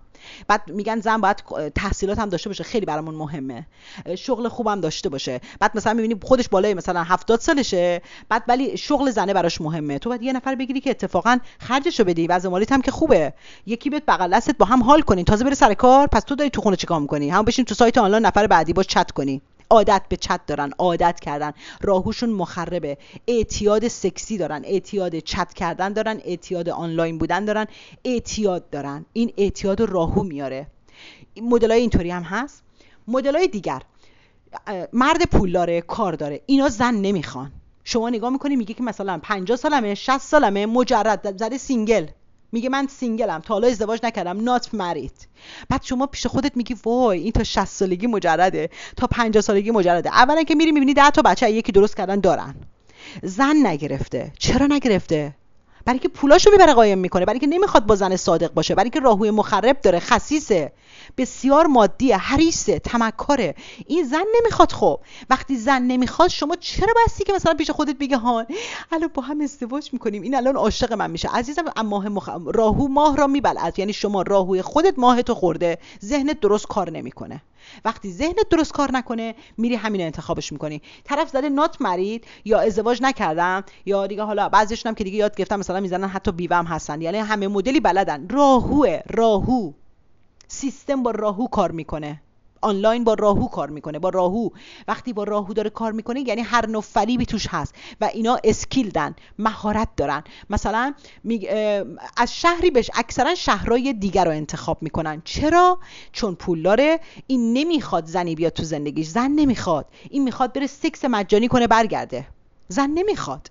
این میخواد بره مثلا یه هفته لندن رو بگرده، یه هفته بره پورتموس، یه هفته بره برنموس، یه هفته بره گلاسکو، یه هفته میاد میره سوئد استکهلم، یه هفته میره بلژیک، یه هفته میره یونان. بعد میگه شغلم داره. بعد مثلا مال یه قومی هم هستن که همه هم مثلا گردن کلوف، همه ادعای مردانگی کشتتشون. یعنی مثلا شعرهای حماسی میگن در رابطه با قومشون، اما اینا که اون مال اون، اینا که این طرف هستن رو کیتو آورده برای بقیه، آورده که ریشه خیلی‌ها رو بزنن. اینا کیتو اصلا، یعنی من بهشون میگم چی، اینا در واقع کادویی هستن از جهنم و مردهایی هستن که زن نمیخوان و دروغ میگن. مدل هاشون هم متفاوته. اگر یاد نگیری میتونی بری شما هم به جهنم اونها. یعنی بعد بشینی سالها گریه کنی که خیلی خوب بودا، من اخلاقم بد بود از دستش دادم. اصلا اینطور نیست. اینا از اولش هم میگه هدفم جدیه، بسیارم متین صحبت میکنن، چون اسکیل دن، مهارت داره با زن حرف بزنه، مهارت داره مثلا بودن با خانم ها، بلده به حقه زدن، کلکه، اصلا فقط راهوش کلش تو کلک کار میکنه. خب با شما میگه من قصد ازدواج دارم، شما خیلی خانم خوبی هستی، خیلی حرف نداری، شهرها با همدیگه 300 مایل فاصله داره، 200 مایل فاصله داره، یعنی شهر دور رو انتخاب میکنن. چرا؟ مدل‌ها متفاوته. جدی دارم بهتون میگم، همه رو من مطمئنم کسایی که بشنون بعدم یعنی زیر کامنت میذارین. جدی دارم بهتون میگم، کامنت میذارین میگین مثلا من این مدلیشو واقعا دیدم با چشم، این مدلیشو شنیدم، خودم تجربه کردم یا تجربه دیگران رو شنیدم. جدی بهتون میگم. ببینید شهرهای دور رو انتخاب میکنن، شهرهای متفاوت انتخاب میکنن. یه سریشون پس برای سکس میرن و میان، یه سریشون برای مسافرت، عشق سفر دارن. من کسی رو میشناسم مثلا انگلیسو که گشته، همه رو شهرهای کشورهای دیگه اطراف ایران و همه هم رفته مثلا با زنهای متفاوت، مثلا یه ما با این، بعد با کتک و کتککاری و فوش و فوشکاری ولشون میکنه میاد. یعنی بعد میگه اونا همه روانی ان، بهشون فوش هم میده، میگه همه روانی ان. یعنی نگاه بکنید یه لیستی از زنهای روانی، حدود 40 تا زن روانی داره تو لیستش، همه روانی هستن. چرا؟ چون ایشون وقتی میخواست ولشون بکنه همه گفتن برو که واگذارت به اول فصل. بعد روانی ان، این کثافت‌ها روانی ان. چرا درک نمیکنن که مثلا من دارم میرم یه ماه 2 ماه 3 ماه حتی جایی که متوجه بشن فقطم میخورم میخوابم، خرجم نمیکنم. بعد میگم من خرجتو ندادم. اینطوری آدمایی رو داریم، به خدا دیدم هستن، خدا شاهد هستن، یعنی باورتون حتی نمیشه، اصلا آدم شاخ در میاره، هستن. و اینجا تو انگلیس و اینا که ما هستیم دوستان که کسی رو به کسی معرفی نمیکنه. اکثر خانم ها و آقایون اینجا میرن آنلاین، یعنی یه کسایی پای ثابت آنلاین فقط دنبال تومه جدیدن، یعنی تومه جدید که بیاد یعنی 50 نفر براش مسیج میذارن. خب بعد یه سری دیگه پس چه کار میکنن؟ راههایی رو انتخاب میکنن که زنی نگیرن. بعدن هم در واقع اون خانم مثلا به خانمه میگن یا تو بیا یا من میام. خانمه مثلا نگاه میکنه میبینه بچه داره، اکثرا بچه دارا رو انتخاب میکنن. بچه داره، کار داره، اونی که کار داره شغل داره، کجا بیام؟ بعد از اول بهش گفته یا من بعدن میام پیش شما یا شما بعدن میای پیش من. بعد یواش یواش مسئله عوض میشه، میگه تو باید بیای، من نمیتونم کارمو ول کنم، من اینجا یه کامیونیتی قوی دارم، تو بیا. بعد خانمه یه سری میگه نمیام. بعد که خانمم بگه میام، یه دفعه این در میره. چرا؟ کجا میخوای بیای؟ غلط کردی، بخوای مثلا نمیخواستم کسی رو، من پولمو دوست دارم، من راهوی مخرب دارم، من کسی هستم که فقط به فکر سود یک طرفه هستم و فقط پول برام مهمه، بسیارم خسیس هستم، من گدا هستم، من پول پرستم، اصلا خرج نمی کنم. میتونم برای خانواده خودم خرج کنم، برای زنی نمیخوام خرج کنم، مثلا زن نمیخوام. حتی از کسایی هستن که من ازشون بچه‌ام درست کردم نرفتم بگیرمشون، بعد تو رو میخوام چیکار؟ اونی که درستم بچه ازش کردم و نرفتم بگیرم، میگم خارجی بود، آمریکایی بود، انگلیسی بود، نمیدونم شاسکول بود، دیوونه بود، همینجوری اتفاقی بچه درست شد یه 4 تا، اونا رو هم نرفتم بگیرم، بعد تو رو میخواد بگیره؟ آف کورس که نمیکنه این کارو. چرا این کارو نمیکنه؟ چون اصلا این دنبال ازدواج نبوده، دنبال این بوده که فقط بعضی وقتا جایی داشته باشه تو شهر دیگه‌ای بره و بیاد، تا جایی که زنه قبول کنه و زنه لو نره پیش زنه. اگه زنه اسکل باشه این تا 2-3 سالم با این که میره هیچی، با دیگرانم هست. بعد مثلا این یه مدل. یه مدلایی هم هستن دوستان، شما میبینین که اینا همجنس، یعنی بایو بهشون میگن، بایو سکشوال، یعنی هم با مردن هم با زنن.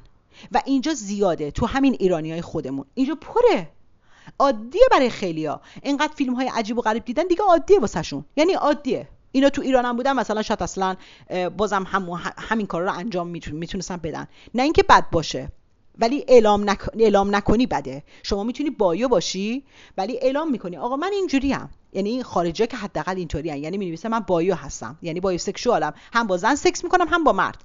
بعضیا مثلا میگن ما هم جنسگراییم، مثلا اینیم اونیم. این یعنی شرف، این یعنی شرف. اما کسی که پنهان میکنه یعنی بیشرف، کسی که پنهان میکنه. و ما از اینا زیاد داریم. من سن و سالدارشو دیدم، کسی که دقیقاً با مثلا یه آقایی که با مثلا با مرده، اما جلوی دیگران مثلا یه خانمی رو هی بیاره هی ببره، به همه میگه من عاشق اینم، کشت مرده‌ام، اما خیلی سنم.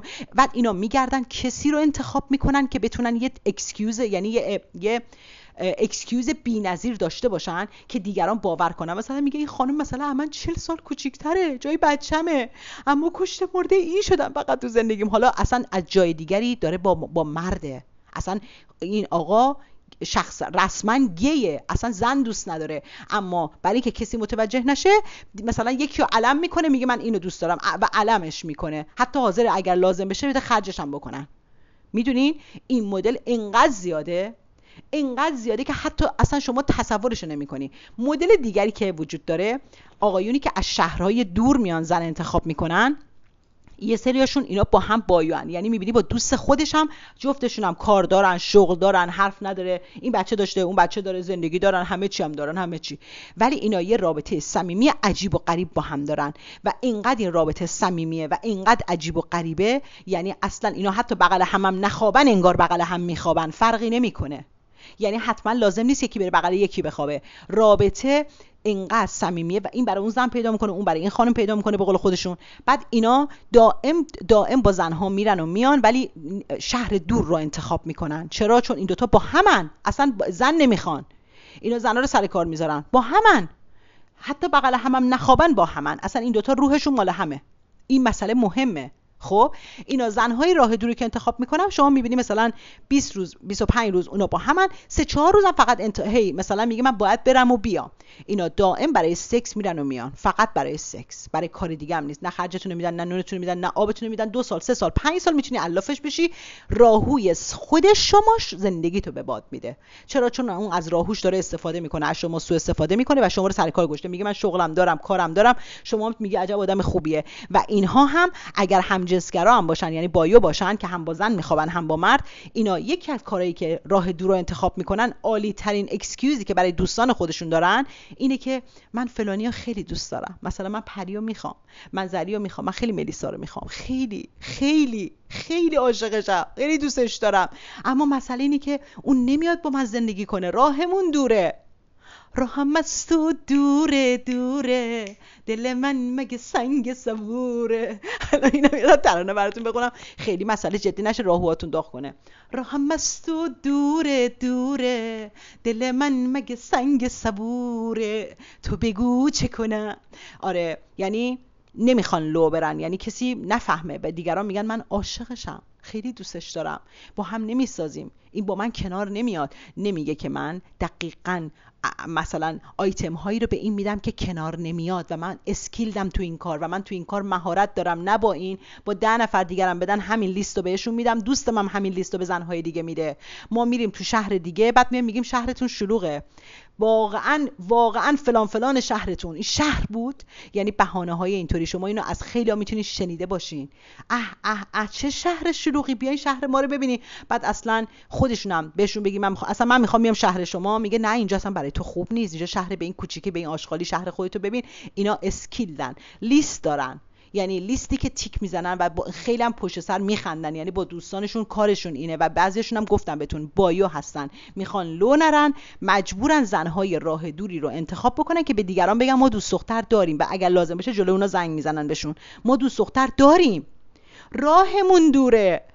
پس دوستان عزیزم، به کسانی که توی راهو با شما آشنا میشن اصلا به عنوان عشق نگاه نکنید، یعنی هلاک نشین پای چیز. خودتون میتونی ساده، ما ساده ایم، ما حرف میزنیم نمیدونیم که کیه. شاید یه نفری که مثلا من ملیسا دنبال همدم میگردم، خب دنبال همدم میگردم کجا باید برم؟ مگه نباید برم از طریق همین راهو با یکی آشناشم؟ خب من چه کار میتونم؟ اینجا مرکوری که نیست که من پاشم برم تو مهمونی از طریق مرکوری، کسی هم که معرفی نمیکنه، کسی که نیست، باید برم تو راهو نگاه بکنم. نگاه به محضی که نگاه میکنی انرژی رو که میبینی همشون دنبال سکس تا پایین، یعنی استفراغت میگیره، یعنی قشنگ مشخص خیلی کم بتونی آدمی رو ببینی که اومده اونجا واقعا داره دنبال زندگی میگرده. و بعضیاشون هم اگر دنبال زندگی میگردن 4-5 تا دوست اراذل و اوباش دارن که اونا بهش میگن حواست جمع کن، ما فلان، یعنی اونم بعداً میبینی دقیقاً به همون رودخونه‌ای که داره میره. چون وقتی که دوستان یه رودخونه با عظمت داره به یه سمتی میره، شما نمیتونی جهت خلاف اون رودخونه بری، یعنی در نهایت همه میافتن تو همون آبو میرن و راهو زندگی‌ها رو به باد میده. و دوستان دیگری که در ایران هستن، من همیشه تو کانالم میگم کسانی که خارج از کشور هستن خیلیاشون زنبگیر نیستن، اینا اگر پول داشته باشن، مخصوصا اونایی که نداره که میخواد بگیره بیارتت اینجا که مثلا حالا دیگه تو بدبختی و نداریش مثلا بشینی ونوسی تو کار نیست، به هر حال لاکچری نیست، رفاهی نیست، میدونین، اونم باید با راهوی کله خودش مثلا شما رو گول بزنه و شما هم با راهوی خودت میگی من دارم میرم خارج، فوقش بد بود ولش میکنم فلان میکنم. اونایی هم که اون حقه رو میخوام بزنن، چه خانم چه آقا، میگه من میرم بعد اینو سرشو کلا میذارم، شما داری با راهو تصمیم میگیری و حتما کیتوی شما سر وقتش خدمتتون میرسه، قطعیه، چون کیتو قطعی میزنه. کیتو اصلا مهاجرت میاره، اصلا خود کیتو مهاجرت میاره، یعنی جدا کردن مال کار کیتوه. کسی که عاشقش یا کیتو جدا میکنه، مرگ ناگهانی، ضربات ناگهانی بسیار بسیار سنگدل کیتو و مهاجرت رو کیتو میاره. اما میتونه یه مهاجرتی بشه که خیلی برای کسی پربرکت بشه، برای یه کسایی میشه جهنم، یعنی با راهوی خودش رو میزنه و میاد میره توی ازدواجی که اون ازدواج تمام آرزوهاش رو به باد میده، میتونه خورشیدش رو بزنه، حتی بی احترام بشه، یعنی چنان خوردش کنه که دیگه اصلا ندونه کجا بره، خوردش میکنه. پس حواس اونایی هم که انتخاب دارن میکنن باید باشه، یعنی نمیتونه کسی با راهوی مخرب داره انتخاب میکنه قطعی کیتوش بهش میزنه و بعد از اون زحل بهش میزنه، یعنی همه چیشو به رکوت میذاره. مثلا اگه مردهایی که دنبال این میرن میبینن مسائل مثلا سکسشون داره داغون میشه، یه چیزایشون ازشون شروع میکنه دونه دونه دونه، زحل سر وقت میاد. زحل یه خورده‌ای توی میان از سن بالاتر میاد، بیشتر اوقات تجربه من زحل بالای 53-4-5 سال میاد. دوستان من مردهایی رو میبینم که تو اون سالها بیشتر خیلی عذابهای زحلی رو مردها میکشن، زحل اون موقع ها میاد. برای یه کسایی که خیلی حالا انسانهای بهتری هستن از سن پایینم زحل خیلی چیزا رو براشون میزنه تا برن درستش کنن. درستش باید بکنی، میدونین، باید درستش بکنی. اینم بهتون بگم. یه کسایی این طرف این رو هم باید یاد بگیرین دوستان. پس وقتی کسی توی جایی که با راهو باش آشنا میشی به شما میگه من ثروتمندم، خودش داره بهت یه نوع دامی رو، یه دونه ای رو بهت نشون میده. اینم داشته باشین. میگه من خیلی پول دارم، یعنی داره هی تو مغز شما میفرسته برای راهوی شما که اگر شما راهوی مخرب داشته باشی پیش خودت میگی وای چه شوهر پولداری، چه زن پولداری پیدا کردم. اون داره به شما اون دام رو از طریق راهو میده. راهو فریب میاره. پس ما فریب رو از طریق گوشمون میخوریم، با موبایلمون، با مثلا واتساپمون، با فیسبوکمون، با اینترنتمون، با اینستاگراممون و با دیتای آنلاین. دیتینگ آنلاین، دیتینگ ها هستن، سایت های آنلاین. ما با اینا داریم فریب رو میتونیم بخوریم، فریب رو میتونیم بزنیم. کسانی هستن که این طرف مثلا دائم دخترای ایرانو بهشون میگن میخوایم باتون ازدواج کنیم، خیلی هم وضعمون توپه، آشنا ماشنایی هم تو کار نه، اکثرا تو آنلاینه. شما فکر نکنین شما نفر اول هستین که این تو ترکیه بغلتون خوابیده. ما اینجا واقعا میگم یه آقایی رو داریم حدود 76 7 سالشه تو همین سمت همین غرب لندن، جدی میگم. خیلی هم مثلا چیزم میگیره، چی میگن، بنفیت هم میگیره، ولی خب چون دیسیبلیتی و دیوونه اعلام کرده، گفته من دیوونه ام و اینا که واقعا به نظر من هست، چند تا چیزو اعلام کرده، خب بنفیت بالا میگیره، مریضی خاصی داره. این خدا شاهده یکی از افتخاراش که تمام تو محل همه میدونن ایرانیا، یکی از افتخاراتش اینه که میگه من ماهی، حداقل ماهی یه بار با یه زن ایرانی تو ترکیه میخوابم. صداشم اینجوریه. میان اونجا خرجشو میکنن، میگن با خانواده بیاین. تازه مثلا با خانواده هم دعوتشون میکنه. چرا؟ چون خانواده خودش اینجا انداختنش بیرون. واقعا میگم زن و بچه و همه انداختنش بیرون، با خانواده میان، بعد میبریمشون تو این شهر مهرا، ازمیر پزمیر و کجا و اینا. جدی میگم. بعد با خانواده میان، یعنی فکر کن اون خانم باورش شده، مثلا بهش میگه مادرتم بیار، خواهرتم بیار، خرجشو نمیدم. خب اون هتلی که تو ترکیه این میگیره خیلی برای ما که پوند انگلیس داریم گرون در نمیاد که. مثلا میاد یه هتل میگیره، حساب کتاب که میکنه میگه خب من که دیگه مثلا یه سنی هم دارم، نه زنی نه بچه، این پولا رو من دارم جمع میکنم، به درد کی میخوره؟ میخوام برم حال کنم. یه ماه این خانمو میاره میگه میخوام بگیرمت. بعد اون خانم مثلا برای مرد 70 خورده ساله پیش خودش فکر میکنه داره میاد یه میلیونر انگلیسی تور کرده، نمیدونه که اصلا یارو خونه‌شو نگاه کنی استفراغت میگیره. خونش استفراغت میگیره از این خونه‌های مخصوص، مثلا خیلی درب و داغونه، خیلی افتضاحه. اصلا شما عکسش رو حتی روی پروفایلش نگاه میکنه، عکس خونه‌شو میذاره، چجوری اون خانم‌ها متوجه نمیشن؟ من نمیفهمم چطوری اینو میلیونر میبینن، چگونه اینو میلیونر میبینن. اینا کسانی هستن که خب خیلی هاشون مثلا اینجا شما میتونی ببینی همساین، میتونی ببینی، چون شما که نمیشناسی من راجع به کی صحبت میکنم، اسمش هم که نمیگم، ولی واقعا میگم ماهی یک بار بعد همیشه رو پروفایلش تا یک ماه مثلا شما عکس یه سری زن و دختر رو با خانواده و مهموناشون میبینی تو ترکیه، بعد ماه بعد عکس‌ها عوض میشه. اینو چطوری من عکسشو دیدم؟ نه که رو موبایل خودم، دقیقاً یکی از دوستانم شماره ایشونو داره. واقعا میگم این از این کارا. بعد به همه خانم‌ها میگه که مثلا بچه داری؟ من خرج بچه‌تو میدم، من خرج بچه‌تو میدم. یعنی بیچاره‌ها میگن وای خدایا شکرت یکی پیدا شد خرج بچه‌مونو بده. یه دو تا دونه مثلا 100 پوند 200 پوند خرج میکنه، تموم شد. نه اینکه قراره ادامه داشته باشه. پس از این کسی که ما بهش میگیم پیر خرفت، یعنی پیرم شد، پیر نیست البته 70 سال. ما اینجا تو انگلیس مثلا به 85 سال به بالا هنوز بازم پیر نمیگیم. جدی دارم بهتون میگم، چون خیلی سر حالن شدید، برای همین پیر نیست. اما ما به این میگیم که کسی که سنش هم رفت بالا ولی هنوز راهوش خرفته، کله دیوش کار میکنه، کلش هیولاست، اصلا هیچ حالیش نی، نمیفهمه که اون یه ماهی که اون با فک و فامیل اومد اونجا حیثیتش رفت، آبروش میره. بعد بره به مردم چی بگه مثلا این تازه من نپسندید، چی میدی بعد بهشون میگی که اینا بعد نفر بعدی رو میاری و پرن همه رو از آنلاین پیدا میکنه و اینجا مثلا پیدا میکنه، میان اونجا بعد به قول خودشون میگن رفتیم اشغالمون کردیم اومدیم. همین و دخترای ایرانو اذیت میکنن، زنای ایرانو اذیت میکنن. یارو راهوی مخرب داره، یارو ذهنش خرابه، یارو روانیه، طرف روانیه. اینا نمیگن که بعد اون انسان میره بعدش چی میشه، اصلا براش مهم نیست، اصلا برای این مهم نیست. به من چه که چی میشه، میخواست نیاد بهشون بگی، میگه به من چه، خراب بود.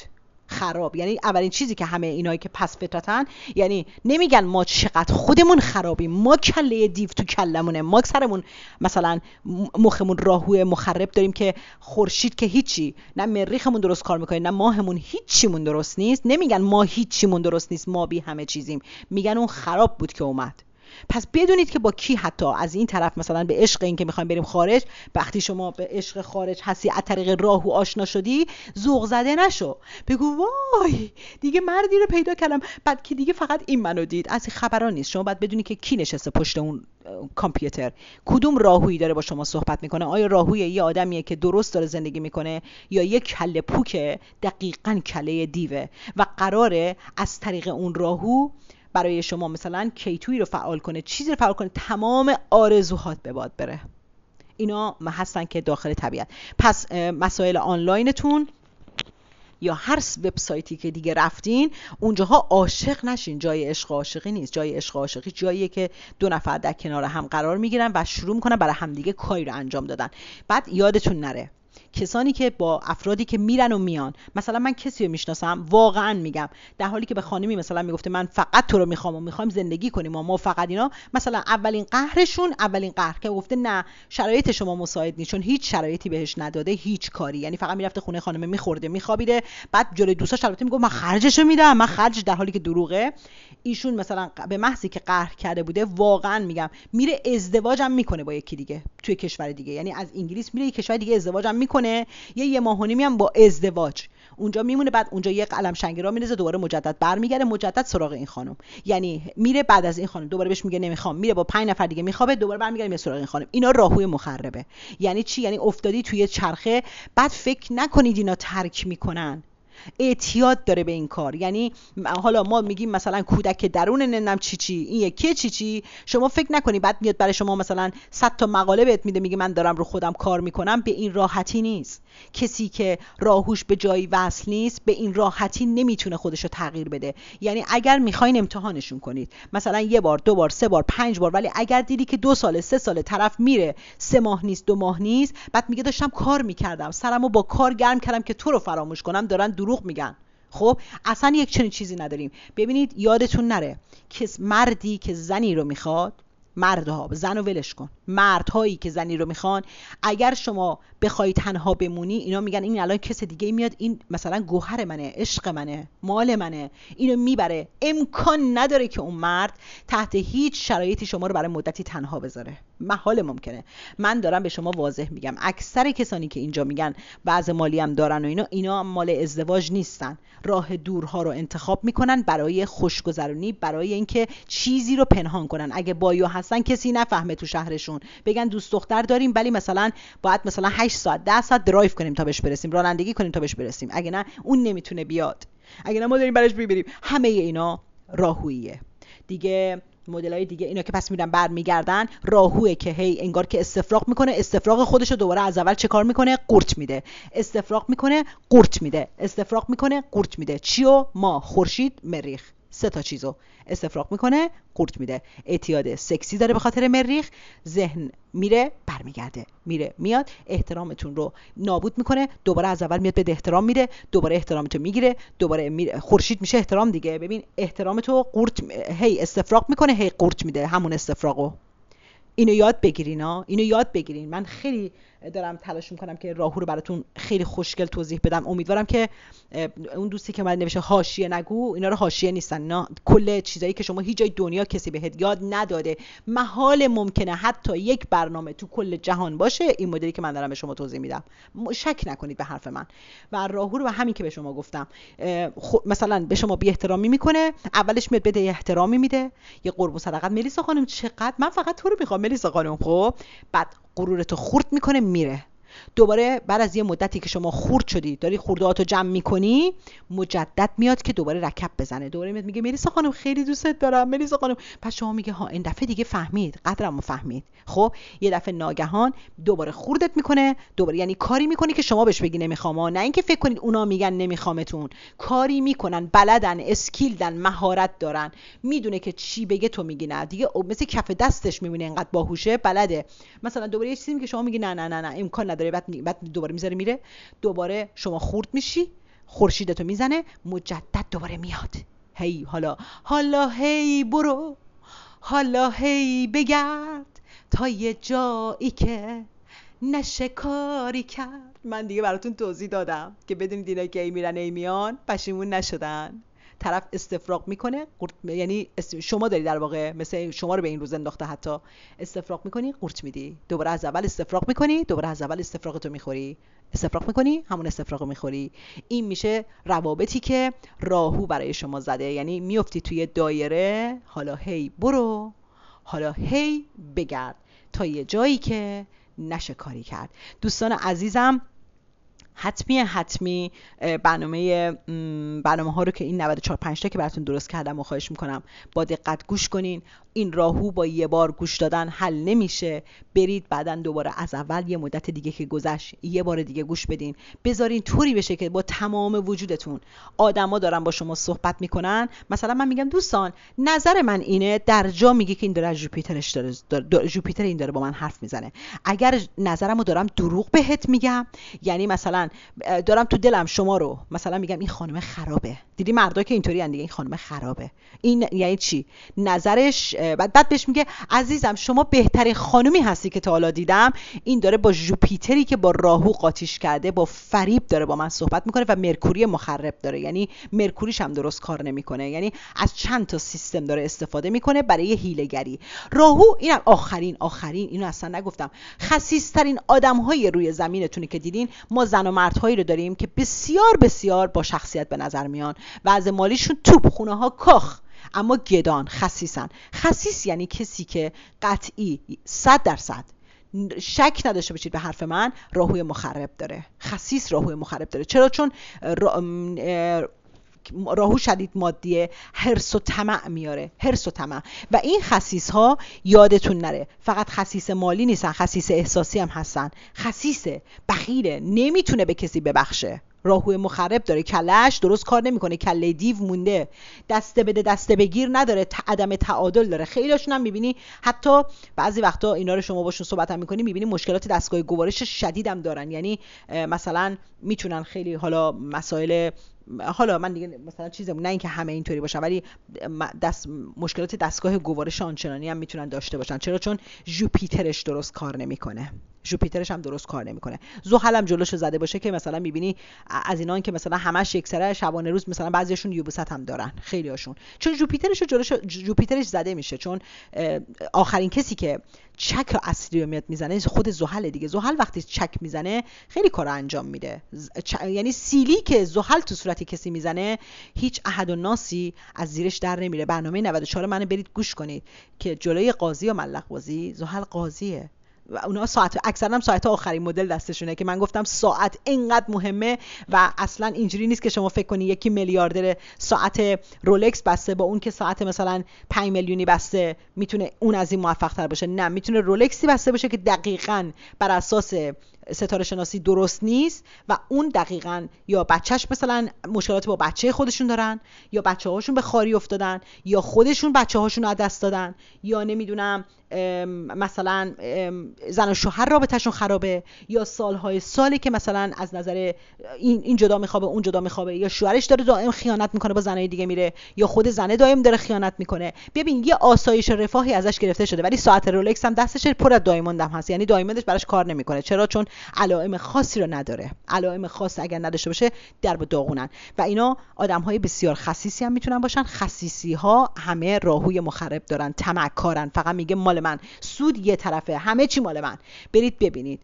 یعنی من برای شما بهتون یاد دادم وقتی میگن جلوی قاضی و ملق بازی، برنامه قبلی اینه 94. یعنی چی؟ قاضی خوده این زحل بسته دستش با همون ساعتی که بسته دستش حتما حالش گرفته خواهد شد، چون خود اصلا ساعت یعنی خودش، یعنی خودش 94. برید ببینید. شما فکر میکنین من شما فکر میکنیم زمان تمام زندگی من شما بر اساس اعداد تنظیم شده، تمام زندگیمون بر اساس اعداد کامپیوتری داره حل میشه. کامپیوتر رو از روی مغز انسان دارن درست میکنن، تونستن برنامه بهش بدن عمل میکنه. هوشمند این سیستمای هوشمند یعنی دقیقاً بر اساس اعداد. انسان بر اساس عدد کار میکنه بدنش. فکر نکنید مثلا اگه برید یه جا بنویسید مثلا 34، یه جا بنویسید 48 مثلا شانس براتون میاره. نه خیر، حساب عمل کرده اینا مهمه، یه حالت خاصی داره، جایی جوری عمل میکنه که من شما مثلا بعد علمش هم یه چیزایی بدونیم ازش. همین. نه اینکه مثلا من الان میرم مینویسم، بعضی من دیدم هم می‌نویسن 369 966 369 مثلا نم چی 396. اصلا این مدلی نیست که اونو بنویسیم برکت میاره. ما مینویسیم عددهایی که دوست داریم. مثلا من بعضی از عددها رو دوست دارم، عدد رو دوست دارم، خب مینویسیم اون عددی که دوستش داریم اما این قرار نیست که اون عدد برای من مثلا بتونه کاری بکنه. برای همه کس کار نمیکنه، اصلا برای همه کس کار خاصی انجام نمیده. پس اینم بدونین که پس تو این برنامه براتون توضیح دادم. کلماتون رو از این به بعد دیگه یاد میگیریم. یکی داره با همون صحبت میکنه، ما میدونیم که داره از کدوم قسمت صحبت میکنه؟ زنی که میاد میگه فلانی زندگیمو نابود کرد، به محضی که اینو میگه یعنی خورشیدمو زده، احترام ندارم، ریشمو زد، خورشیدم رو زد، میگه زندگیمو نابود کرد. یکی میاد مثلا میگه ما با هم دیگه، من و شوهرم با هم سکس نداشتیم، یعنی رابطه مریخ رو داره تعریف میکنه، میگه ما مریخمون کار نمیکرد، یا مریخ اون آقا کار نمیکرد، یا مال من کار نمیکرد، یا مال اون آقا افتضاح بود. مریخ میگه سکس نداشتیم یعنی ما مشکل مریخ داشتیم. میگه نمیدونم رفاه نداشتم یعنی مشکل ونوس. میگه پول نداشتیم، از گشنگی داشتیم میمردیم، پول نداشتیم یعنی ونوس نداشتیم. ونوس مشکلات ونوس رو داره توضیح میده. تمام دونه دونه حرفای آدما رو وقتی شما برنامه منو ببینین خودتون میشین اینترپریتر فارسی به استرولوژی، به ستاره شناسی. قربان شما، خدا نگهدار.